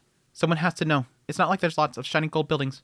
Night had only just fallen. The main street should be filled with people. It'll be easy to find someone to ask. It went back to something else Blue Mama had told him. If there's ever something you don't know, don't be embarrassed to ask. What if they're mean? Sieg said tearfully. What if they won't tell us? His pessimism left Otis with a loss for words. Someone would definitely know, but he couldn't be sure if they would answer him. Blue Mama's advice hadn't ended there. Be careful though, because people won't necessarily answer any question you ask, or they might lie to you. Otis then replied to Sieg. If that happens, well, oh, I know. Dada said if we get separated from Mama in town, I should find a church and mention Uncle Cliff's name, and then they'll help me. A priest wouldn't lie, right? Oh, good idea. Priests were very much capable of lying, but Sieg was imagining Clive's dad, Cliff. He hadn't met Cliff many times, but Sieg knew that he was very honest. Cliff a good boy, that's why. Cliff a good boy. Just hopefully you don't go to another sect. Hopefully you don't go to a opposing group. We can get home then, said Lada. Yeah, it's gonna be fine. So, stop crying, Sieg. Cheddar Man wouldn't cry. Cheddar Man wouldn't cry. I'm not crying. Sieg said that. Strength returned to his face. As it did, Otis felt a little more at ease. He smiled confidently at Lada, who had helped him calm down. All right, they had two options. The main street or the church. There was no sign of anyone nearby, but if they ran to anyone on the way, he could just ask them. That'd be easy enough, Otis thought. As he did so, another worry reared its head. He, Otis, had run off without permission, gotten lost, and dragged Lada and Sieg along with him. His mamas were going to be furious. Red Mama would be super angry. Even Blue Mama and White Mama would be mad at him. Usually Aisha stepped in to mediate when they got in trouble. But this time, it was Aisha who he'd snuck away from. She definitely wouldn't take his side. He sniffed. At once, Lotta turned to look at him closely. Otis, are you crying? He wiped away his tears, welling up with his sleeve, and made a face at her. No way. I've just got dirt in my eyes. Stick close, Lotta. If we get separated, we're toast. Got it. I believe in you, Otis. Don't be like that. This is my fault. It's my fault, too. Lotta patted Otis on the head. He blushed a little, turning to look away. We're in this together. We're all screwed. We're in this together. We're gonna make it back. We're so f***ed up. We're so And it's kind of funny to kind of point out, yeah, it looks like, obviously, Aisha's pet here, always taking care of him. But again, with this whole situation, she's in trouble, too. She's gonna get a lot of flack for this, or she's at least gonna feel that she's gonna get a lot of flack for it. She's gonna feel like she's at fault. It was time to get moving. If they stayed in this dark, empty place for too long, he was going to cry for real. He was in so much trouble. But he would be big about it. Aisha might even turn on him, but he'd offer her a real apology. Right as he thought this, Otis turned the corner. Oops. He nearly walked straight into a woman with ample breasts. The receptionist? The size jogged his memory. I know that shape. And without meaning to, he said, oh, why, if it isn't the three of you from earlier. The woman was the one that guided Otis and the others around the Adventure Guild that day. Yep, I know those boobs. Miss, what are you doing here? Me? I'm on my way home from work. What about you? It's already dark. Won't you get in trouble if you don't get home? Otis felt a rush of relief that the person they'd run into right at this moment was someone they knew, like a Buddha coming to them in hell. Well, Otis didn't know what Buddha was. In any case, she was a ray of light. We got lost. Do you know where the main road, or actually a church, or a shiny gold building is? The shining gold building? Do you mean the cathedral? Yeah, that one. The cathedral. Of course I do. Everyone who lives in Millis knows the cathedral. Otis and Sig looked at each other, but then Otis pulled himself together and cleared his throat. He learned from White Mama how to behave when asking someone for a favor. Is it not too much to ask? Could you please show us the way? I'm sure my father will give you a reward. Silly thing. You're lost children. There's no need to be so formal. Come along. Follow me. Well, she turns out to be actually a disciple of the man god. She's too nice. Otis thought to himself that White Mama had said connections between people were important. Someone you barely knew might come to your aid when you were in a tight spot. Surely that was what was happening now. That day, Otis grew up a little. White Mama's experience with people helping you out when you're in a tight spot, I wonder. And here we are. Otis and the others followed the woman from the guild, and so they easily arrived at their destination. Huh? Or so they expected. It's gonna be the disciple of the man god, damn it! Unhappily, Otis instead found himself looking at the depths of a dark alley. There wasn't a soul in sight. The walls were scrawled with obscene graffiti. The ground was strewn with trash, and a bad smell hung over the whole place. Dark or not, one thing was for sure. This was not the shiny gold building. She ends up being a bad person. Huh? You should know better. Didn't your daddy teach you not to follow strangers? Otis heard footsteps and spun around. Several men stood there, leering at them. Kidnappers. Even after realizing this, his mind was still confused. This woman worked at the Adventure Guild and had kindly given them a tour of the place. How could she be bad? Probably because you mentioned the reward and stuff. Then he remembered. She said that she was on her way home from work. But this morning, she'd already finished at midday. You lied about working at the guild. I did no such thing. This is my side job. A way of making a little extra pocket money. This city is full of kids like you. Orphans who dream of becoming adventurers. They come to the guild, then leave again, without getting to live their dreams. So I follow them. If night comes, and they still haven't gone home, they end up like this. Damn it. Otis grabbed a stick off the ground, then fell into a fighting stance, ready to protect his brother and sister. I can imagine that Otis would probably be pretty damn decent at fighting, and I would figure that all of them, I would assume, outside of Lucy, would be training in at least some magic, because again, he wants them to be able to defend themselves. But I'm kind of imagining this ending with just Sig walking up and just breaking their leg by grabbing it or something like that. Otis? Sig clutched, trembling, at the hem of his clothes. Lotta was expressionless as ever, but she looked a little pale. He had to protect them. This was his fault. He'd made the wrong decision. But what could he do at a time like this? What had his mama said? What was it? Is anyone there? We're being kidnapped. Help us. Well, there's a reason why she brought you there, man. Sorry. If something happened, call for help before you fight. Either Big Mama or White Mama had told him that. Or was it Aisha? It might have even been his dad. Cry and shout all you like. No one's coming. Of course not, thought Otis, as he moved on to the next lesson. This one was from Red Mama. It's gonna be pain. It's gonna be pain. I do love this kind of thought process of going through each one of them and what they taught him. Because again, this is their first time outside of their bubble. And so it's going to be immediately go back to what you were told in preparations for everything. Because again, a lot of their mindset is preparing these children to protect themselves. First, carefully observe your enemy. As Otis braced for a fight, he casted a level gaze around them. They were in a dead-end alley, with one person in front of him and two behind. All three had swords. Still, they were way weaker than Red Mama. There was no fire or bloodlust in their face. Shariah had loads of guys at their level. Small fry who'd pee themselves and run if it was Red Mama they were up against. Yeah. All Otis had was a stick that looked like it would snap if it hit anyone, but he learned how to fight with his bare hands, and he could do a little magic. That's my assumption. As long as he'd fought like he'd practiced, he could beat them. He was sure of it. Pretty sure. Maybe. Again, I'm kind of surprised, and again, this has a lot to do with the fact that they're outside of that bubble, but I was pretty sure the plan was to teach all of them this stuff. But again, it doesn't matter until you're actually in the moment. You can have lessons left and right, but actually applying it's different. Otis, are you gonna fight? Sieg then spoke up. I'll fight too. You stay back. Otis ordered him. He'd made up his mind, but his legs were trembling, and his hands shook as he gripped the stick. His breathing was shallow, and tears welling up in the corner of his eyes. He was going to fight 3 grown-ups under the veil of darkness, and he had to protect his brother and sister at the same time. He'd never felt so much pressure before. Good boy, dude. This is a good boy. Gonna protect his brother and sister. Ooh, what a brave big brother you are. But fighting back won't do you any good. These guys might be a little worn out for adventuring. Real has-beens. But they still know their stuff. Shut up. Don't you dare touch Lotta or Sig. The woman sighed and then looked at the men. Don't rough them up too much. By the looks of it, they come from a good family. You might make some coin. The 2 men muttered their assent. Then they moved. Feeling a sickening, clenching sensation in his gut, Otis concentrated as much mana as he could to his feet. He spun around, ready to deliver a hit that would blind them. Suddenly, the sound of someone putting their hands together broke the silence. It had come from behind the 2 men. Everyone froze. In the same moment, a white shape leaped over the 2 men to bound over to Otis. It did a loop around the 3 of them, giving Lotta a particularly long sniff to make sure she wasn't hurt. You know exactly what that is.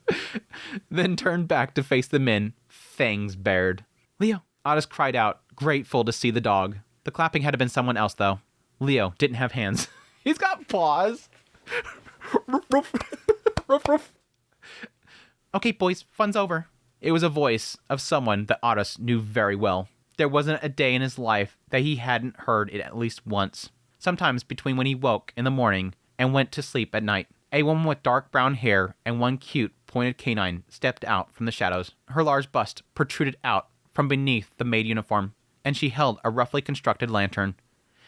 Her large bust protruded out from beneath her maid uniform, like down here? Is she doing some udder boob? And she got like a cut here, so there's a little bear underneath? What are we talking about? I get out from within. I don't know, whatever. Thinking too much about it. She got big chest. She got tits, man. What else we want to... We're trying to make it sound interesting. I like the emphasis on the fang, though. That's such an Aisha thing. Big sister Aisha. Otis called out. She wasn't actually his big sister, but she got mad if he called her his aunt. Hey there, Otis. I'm the rescue party. She flashed him a grin that made Otis want to cry. Aww. But Otis and his siblings weren't the only ones who looked relieved. The men, seeing that it was only a maid and a big dog who stepped out from the darkness, looked as cocky as ever. This dog gonna tear him up. Are we gonna finally see Leo do something? Are we finally gonna see Leo in action actually do something? Besides just lay around with them and take them for walkies? Whose maid are you, huh? I work for the Grey Rat family. Oh, given where we are, perhaps I should say the Latria family. Like Captain Carlisle Latria of the Temple Knights. Those Latrias. You know them, right? When Aisha mentioned the Temple Knights, the men flinched. Names of nobles didn't mean much to them, but they knew of the Temple Knights. The Mills Church's private army, renowned for their religious fanaticism. I recommend you give up on kidnapping and ransoming these particular kids. It will not end well for you. We wouldn't be kidnappers if the Temple Knights scared us. Oh, but they were scared. There were rumors about the tortures that the Temple Knights subjected heretics to. They bound them up, hand and foot, then starting at their toes, used hammers to slowly pulverize them. Damn. It would have been more understandable if they were mere sadists, but the knights believed wholeheartedly that their actions were righteous. In response to the screams of their captives, as their legs were smashed to a pulp, the knights smiled and said, "Your sincere cries for intercession will surely be heard by God. That means he will welcome you to his side. Be glad." Yeah, Ruthless. Yep. Yeah, we get it. It was all bunk, of course, but these men believed it. You're not scared by the Temple Knights? In that case, what about Rukrag Mercenary Band? Their super hot accounting advisor will make sure they never stop chasing you. Their super hot accounting advisor? Oh my gosh. We got the Miss CEO right here. Their biggest boss is the father of these children. The two men looked at Otis and the others, gaping. That's right, my big bro. That is to say, Rudius Greyrat, chairman of Rukrag Mercenary Band, right hand of the dragon god Orsted, and a magician of prodigious skill, who has friends all over the world. Usually, he's mild-mannered sort of guy. You can pour your drink out over his head at a party and he'd laugh. But his family's very important to him, and kidnappers of his own helpless children? I can't imagine what he'd do to you. You're making that up. Are you sure? You know, I'm getting a little bored talking sense into you. Ha! None of that matters when you're dead. Oh, really? Okay, Leo, fetch. I'm done. Bite him, Leo. I tried talking you down. Bite him, Leo. Just like that, the great white beast descended upon them like a tornado. First, he bit down on the leg of the man facing him and shook him hard. The bone snapped with a loud crack, and then Leo released him, sending him flying into the wall. The other man turned around to see what the noise was, but by then it was too late. He didn't even have time to get his sword out before the dog's teeth sank into his hand with a crunch.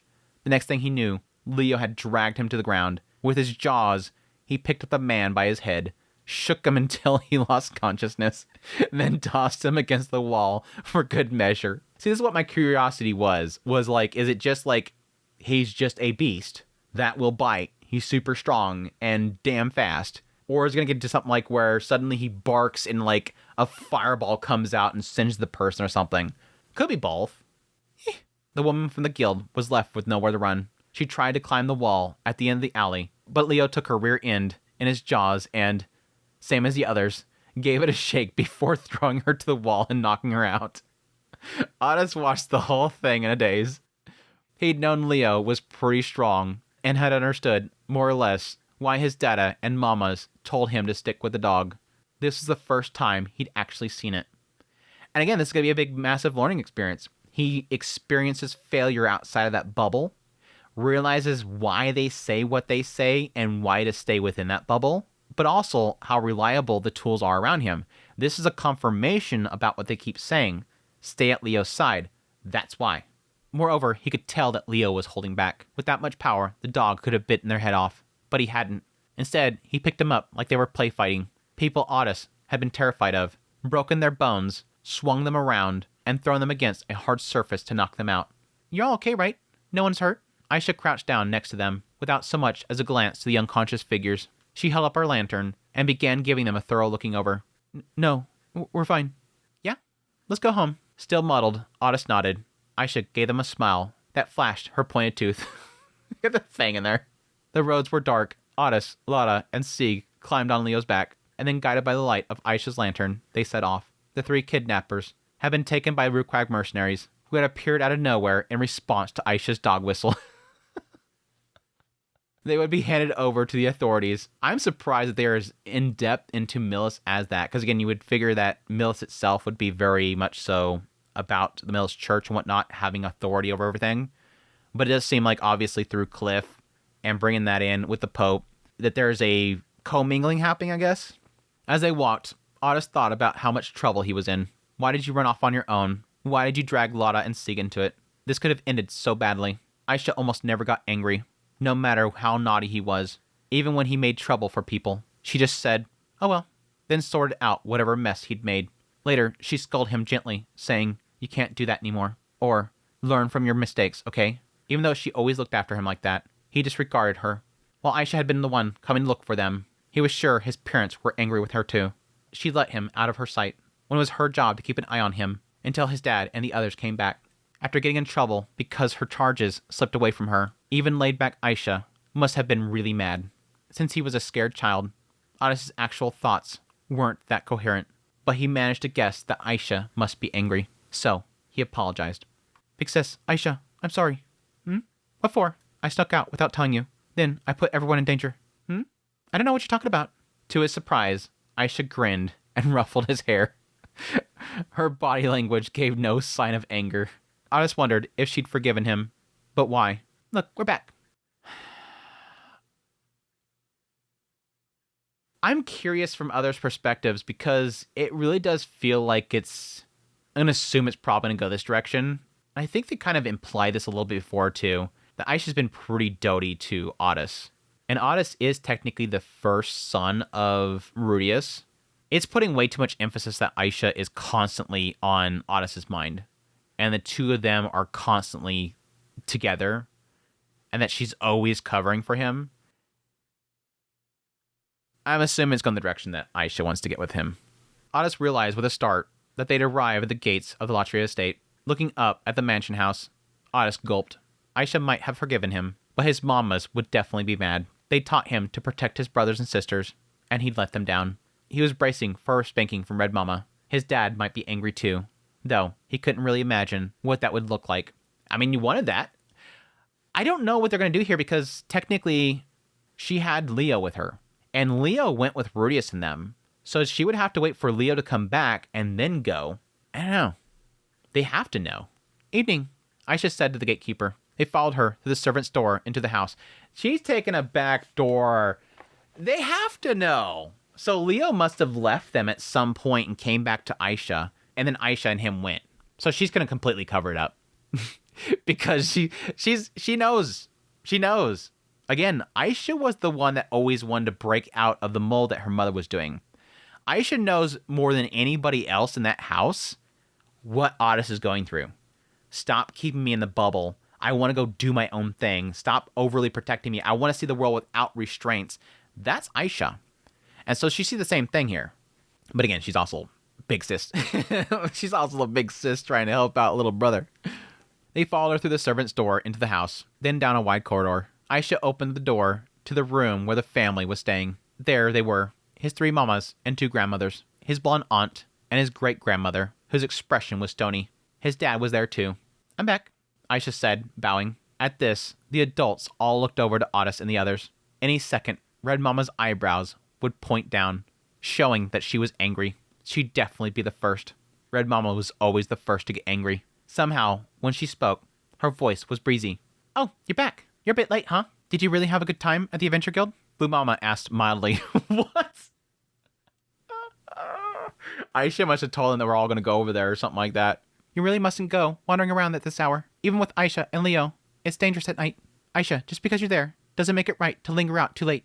Couldn't you have brought them home earlier? White Mama and Lilia were a little sharper, but they weren't angry. Yeah, Aisha's covering for him.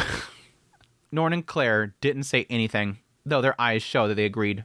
Then why are they all together in the same room? Even with Claire there too, it gave an impression that they're all there like scared about what happened, but then Rudius wouldn't be there. He'd be gone.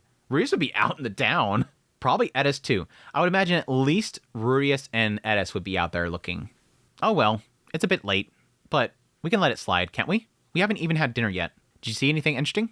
As usual, Dada was soft. I almost feel like he's going to literally say, no, Dad, Aisha's covering for me. I actually did this just to get a reaction out of him.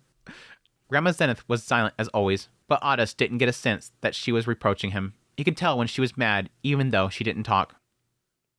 And that's interesting. No, it'd be funny if suddenly it cuts over and it's like, from Lana's perspective, though, she could hear what Zenith was saying, and she was cussing him out. You dumb bitch. Lana knew that Zenith was Otis, unable to work out what was going on, struggled to think how to reply. There was a brief silence. There was a dragon head on the wall of the clan room at the Adventure Guild, Lana suddenly said. The look on her face made Otis think that she caught on to something he hadn't. Leo had probably told her without him noticing. Yeah, Eyes are gonna cover for you guys. Don't worry. Oh, Data, so at the Adventure Guild? Sieg piped up, his face brightening. They had a magic sword. He began chatting away about the guild. Their earlier trouble must have already gone clean out of his mind. All right, hold on. You can tell us about it later. For now, let's call Lucy and the others and have something to eat. The atmosphere in the room lightened. It was time for dinner. Yeah, Big Sis covered for them. Big Sis covered for them. Naughty Aisha. Naughty fanged Aisha. She's just a brat. She's just a... Brats in the chat. We'll get some Aisha brats in the chat. When dinner was over, Otis left the spacious dining hall, then headed for the room he had been given. He looked back at Aisha, who had been following him like everything was fine. When they were alone, the first word that came out of his mouth was, "Why? Why wasn't anyone angry? Why did they all know that he had been at the Adventure Guild?" The one word carried many different questions.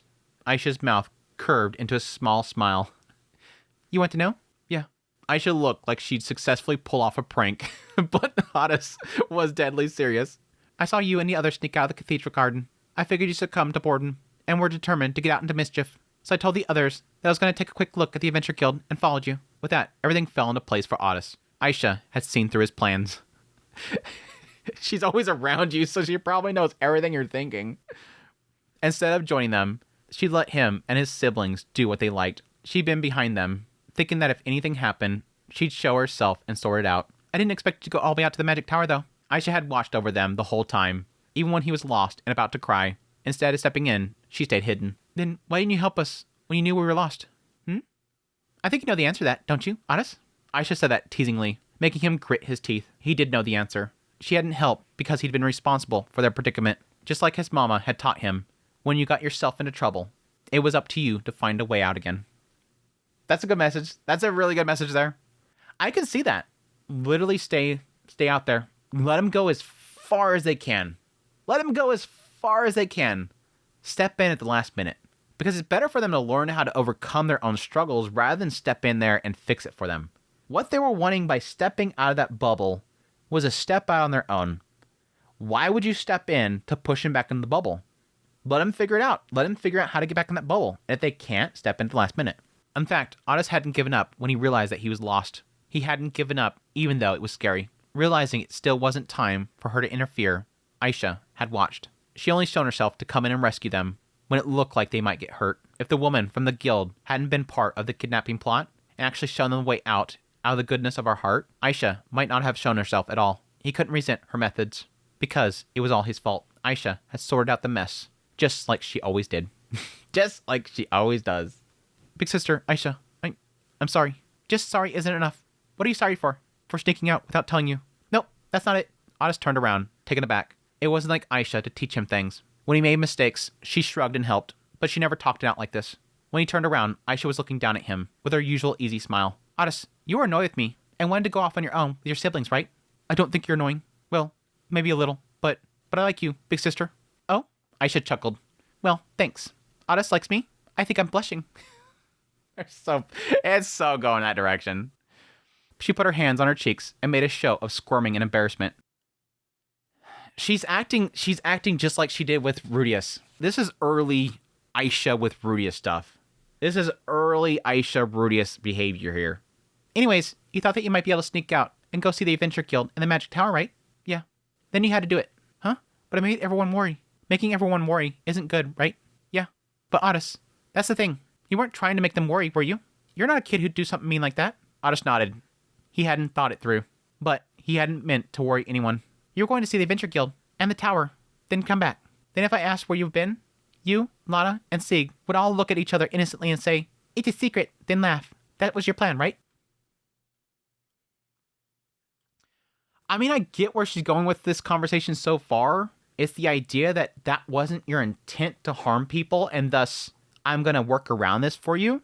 But the idea is to learn the consequences of your actions, and the consequences of breaking out from what you're expected to do is that harm. So that's the only way that you can learn that you're causing harm by doing things outside of the mold. You will hurt people by putting yourself in danger. This is what we need you to do to avoid that. That was exactly what they would have done. Otis hadn't thought it out in so much detail, but hearing it from Aisha, he realized that was his ideal ending.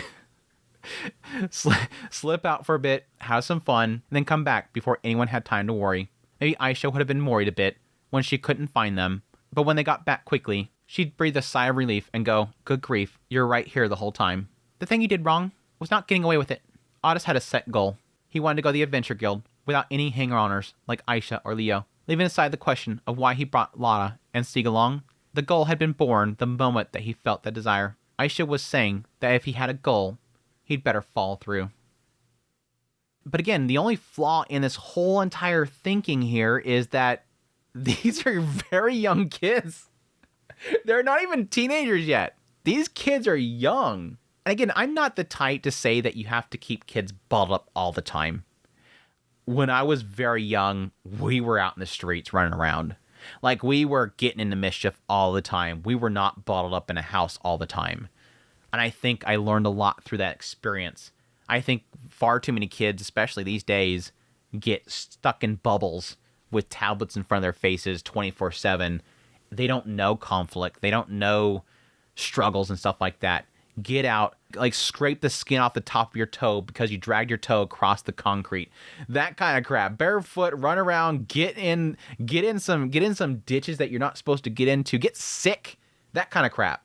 So I'm not saying it's bad that, Otis gets out there, but still, they are still very young. That's all very well, but how would you have done it? I've got to say, getting to the Adventure Guild and the tower in such a short time frame would have been tricky even for me. They're just too far apart. I'd have done the guild today and the tower for another time. Actually, you didn't realize that you had so little time, did you? So I would have asked what the schedule was yesterday, then come up with a proper strategy based on that. Oh, good point. I'd probably also take a weapon and something I could contact people with. Some things you can't deal with on your own. So you want to be able to quickly call for help. Hearing your ideas laid out. What's funny is the entire time I'm thinking about this whole thing, I'm thinking about when Aisha was that age. Where was Aisha? Not that age. I think she was a little bit earlier than that. But like when she was very young, where was Aisha? She was running around some streets in a town where her mama was being held captive and she was trying to get message out for help. She snuck out in that situation, got out there in the streets, trying to find a way to call for help too. Hearing her ideas laid out, Otis understood what he'd done wrong. Thinking back with a clear head, he really was too careless and impulsive, and he hadn't thought things through enough. No wonder he got into a mess. Aisha was kind of amazing. I guess in the end, this does turn into a really good message. Again, the original message here, of course, is Otis did something reckless, and he didn't think it through. And so it is a massive learning experience, even though he doesn't get punished. Even though he doesn't get punished, he's learning something. And that's the important thing. It's not about, did Red Mama get a chance to whip his butt? The point is, no matter what, he learned something. There are cases where a bottom whipping would be helpful, but it doesn't matter if something was already learned. That's just giving a pain sense to it so you fear it later. The more important thing is that he learned something. And what he's learning here is that you can go do something like that. You can get a little reckless. You can break outside of your bubble. You can refuse to stay in that barrier. But you have to have a plan. Don't be stupid about it. Aisha's instilling upon him right here, not really like she's doing it directly, but he's figuring it out. Don't just do things willy-nilly. That's when you get hurt. Don't go out there without a plan. That's where you get hurt. Don't drag your sister and brother into it without a plan. That's where they get hurt. Think things through. Be clever like Aisha. Which, by the way, that's very interesting how very seemingly patient she... This is, again, another one of the things that's kind of adding to my theory around Aisha and Otis. One is that she's covering for him. Two is that she's seemingly right here being a little teasing, similar to how she was with Brutus a long time ago. But three, the idea of all people, she's never patient with people with flaws. Never patient with people that make mistakes. Yes, she's constantly covering for his mistakes. Aisha was kind of amazing. I understand. Next time, I'll be more careful and try not to mess up. Good. That's the spirit. Don't get so careful that you're afraid to mess up, or you'll end up not being able to do anything. Keep making mistakes. Again, Aisha doesn't like people that make mistakes. Otis is different. Huh? But what if it ends up like today again? No problem. Aisha said this, putting her hand to her heart. When you mess up, I'll be right there. Otis felt bashful for a reason he couldn't quite work out, but he smiled at Aisha. Okay, got it, big sister. Thank you.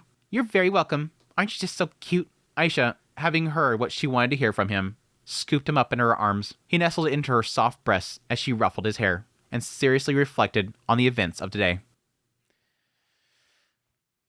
I mean, I'm sorry. I want to keep this idea of like, I love my big sister characters.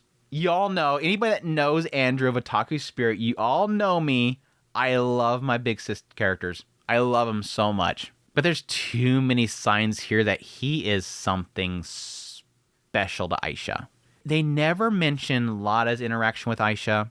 They never mention Lily's, Sieg's, not even Lucy's. There's barely even mention of Aisha when it comes to Lucy. Like, there was like a little bit in Lucy's little kind of perspective chapter there. But this one, this isn't Otis's perspective. This is a third person's perspective, but it is technically following Otis. But this is our first kind of like real look into Otis doing something and having a story around him. And there's so much emphasis on Aisha. If it opened this story with it pointing out that she's still not looking for love, and now we have a segment where Aisha is clinging to him, covering for him, helping him learn things, protecting him.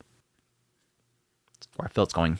Anyways, that aside, that's it. We're going to call it there. 2 chapters. Like I said earlier, I knew it was probably going to be just 2 chapters because chapter 2 is so long, even though I see chapter 3, Roxy's Duty, and I so badly want to read that right now. You guys have no idea how badly I want to continue on. I need to call it here. I'm way too long recording so far. I don't know how long it's going to actually be because it's actually a decent recording session, but I hope you guys enjoyed this Mushoku Monday as always. A really good set of chapters. The first chapter is really Rudius kind of overthinking things, but I really love the idea of bringing the family together, going out, doing a family trip, having all the characters kind of come to life with this. I love, again, family moments with the characters, so I love seeing them all interacting together. But this second chapter, obviously, getting a really cool look into Otis's perspective. Again, seemingly very much so heavily building up on the idea that Otis is going to lash out at some point. I really do feel like he is going to be the one that literally says, I'm sick of the family. I'm sick of this. I want to get out of here. Though I do kind of want to counter my original theory there because of how much emphasis the later part of this chapter is on learning from mistakes and learning why he's kept in that bubble. And again, sort of having somebody to at least be a vent to, which is Aisha. And I do love the two of them sort of have similarities in their raising, that Aisha was kept in a bubble all the time and forced to kind of go down this pathway by her mother, that it seems to imply that Otis has the same feeling. He's always told, go here, go here, go here, do this, do this, do this, do this. The only disappointing thing I would really feel like with this whole segment is seemingly countering to my expectations that they were going to raise these kids to be self-defense. And yes, like I said earlier, I do understand the idea that once you finally come that moment and you're exposed to a threat, blank. Applying it suddenly breaks. You can't figure out how to apply it. You can spar train with Edis all the time, but actually applying it's different. Actually being faced with a force is different.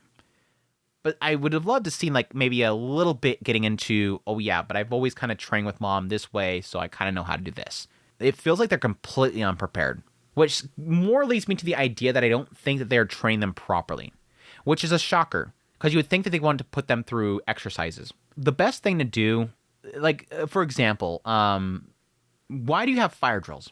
You hear from the teacher that says, here on the chart, it shows you your pathway to go if there's a fire. This is the exits. Note where the exits are. Why do they have fire drills? You already see what the plan is. It's to give you now, do it, get up, go. Can you figure out where to go? How fast you can do it? The fire drills are the exercise to apply it. And yes, even then, a real world experience of a fire, there's still some cases where you're going to be confused because your expected path is blocked. Somebody's injured along the way. Somebody's hurt. The fire's literally in the room. Stuff like that. I would expect that Reese would be having them, hire Rukwag mercenary band members or something like that to stage an attack. Make sure Edis knows. Make sure Edis knows beforehand. Stage an attack and see what they do. If the whole point is that you fear for the safety of the kids, put them in situations where they have to face a danger that they think is an actual danger. Or they might not know is a real danger, but they're at least constantly exposed to it, so they always have that knee-jerk reaction, the reflexes to do something. It just feels like, unfortunately, these kids are very ill-prepared for a possible threat. But I think that it is sort of counter to what my expectations was for their raising. I don't think he's raising them that way. He wants them to have a childhood. He wants them to not worry all the time. He just wants to keep them in a bubble so they're safe still, but he doesn't want to put restrictions or force them to have to learn to fight. Anyways, cool chapter. Cool chapter. I just wanted Lada to blast them all. I expected Lada to be like a super skilled magician. She'd blast them all. Honest was like quivering, holding up the sword, and Sig crushing one of their hands. Here, I'll go with you, Mr. Crush. That's perfect. I'd teach Sig to do that. Act like you're going to go along with them. Yes, sir. And then reach out like you're wanting to take their hand. And the moment they take the hand, crush. And then Lada's like, blast them all. Anyways, but that's it. That's all for this Mushoku Mondays. Hope you guys enjoyed this Mushoku Monday as always. Hope you guys had fun. If you did, hit the like button. Don't leave before you hit that like button. I greatly appreciate it. But I greatly appreciate you guys' kind words, all that stuff. It means a great, great deal to me. But more importantly, greatly appreciate everybody that supports the channel monetarily through Patreon, tips, links, super thanks, memberships, all that stuff. Until the next Mushoku Monday, take care.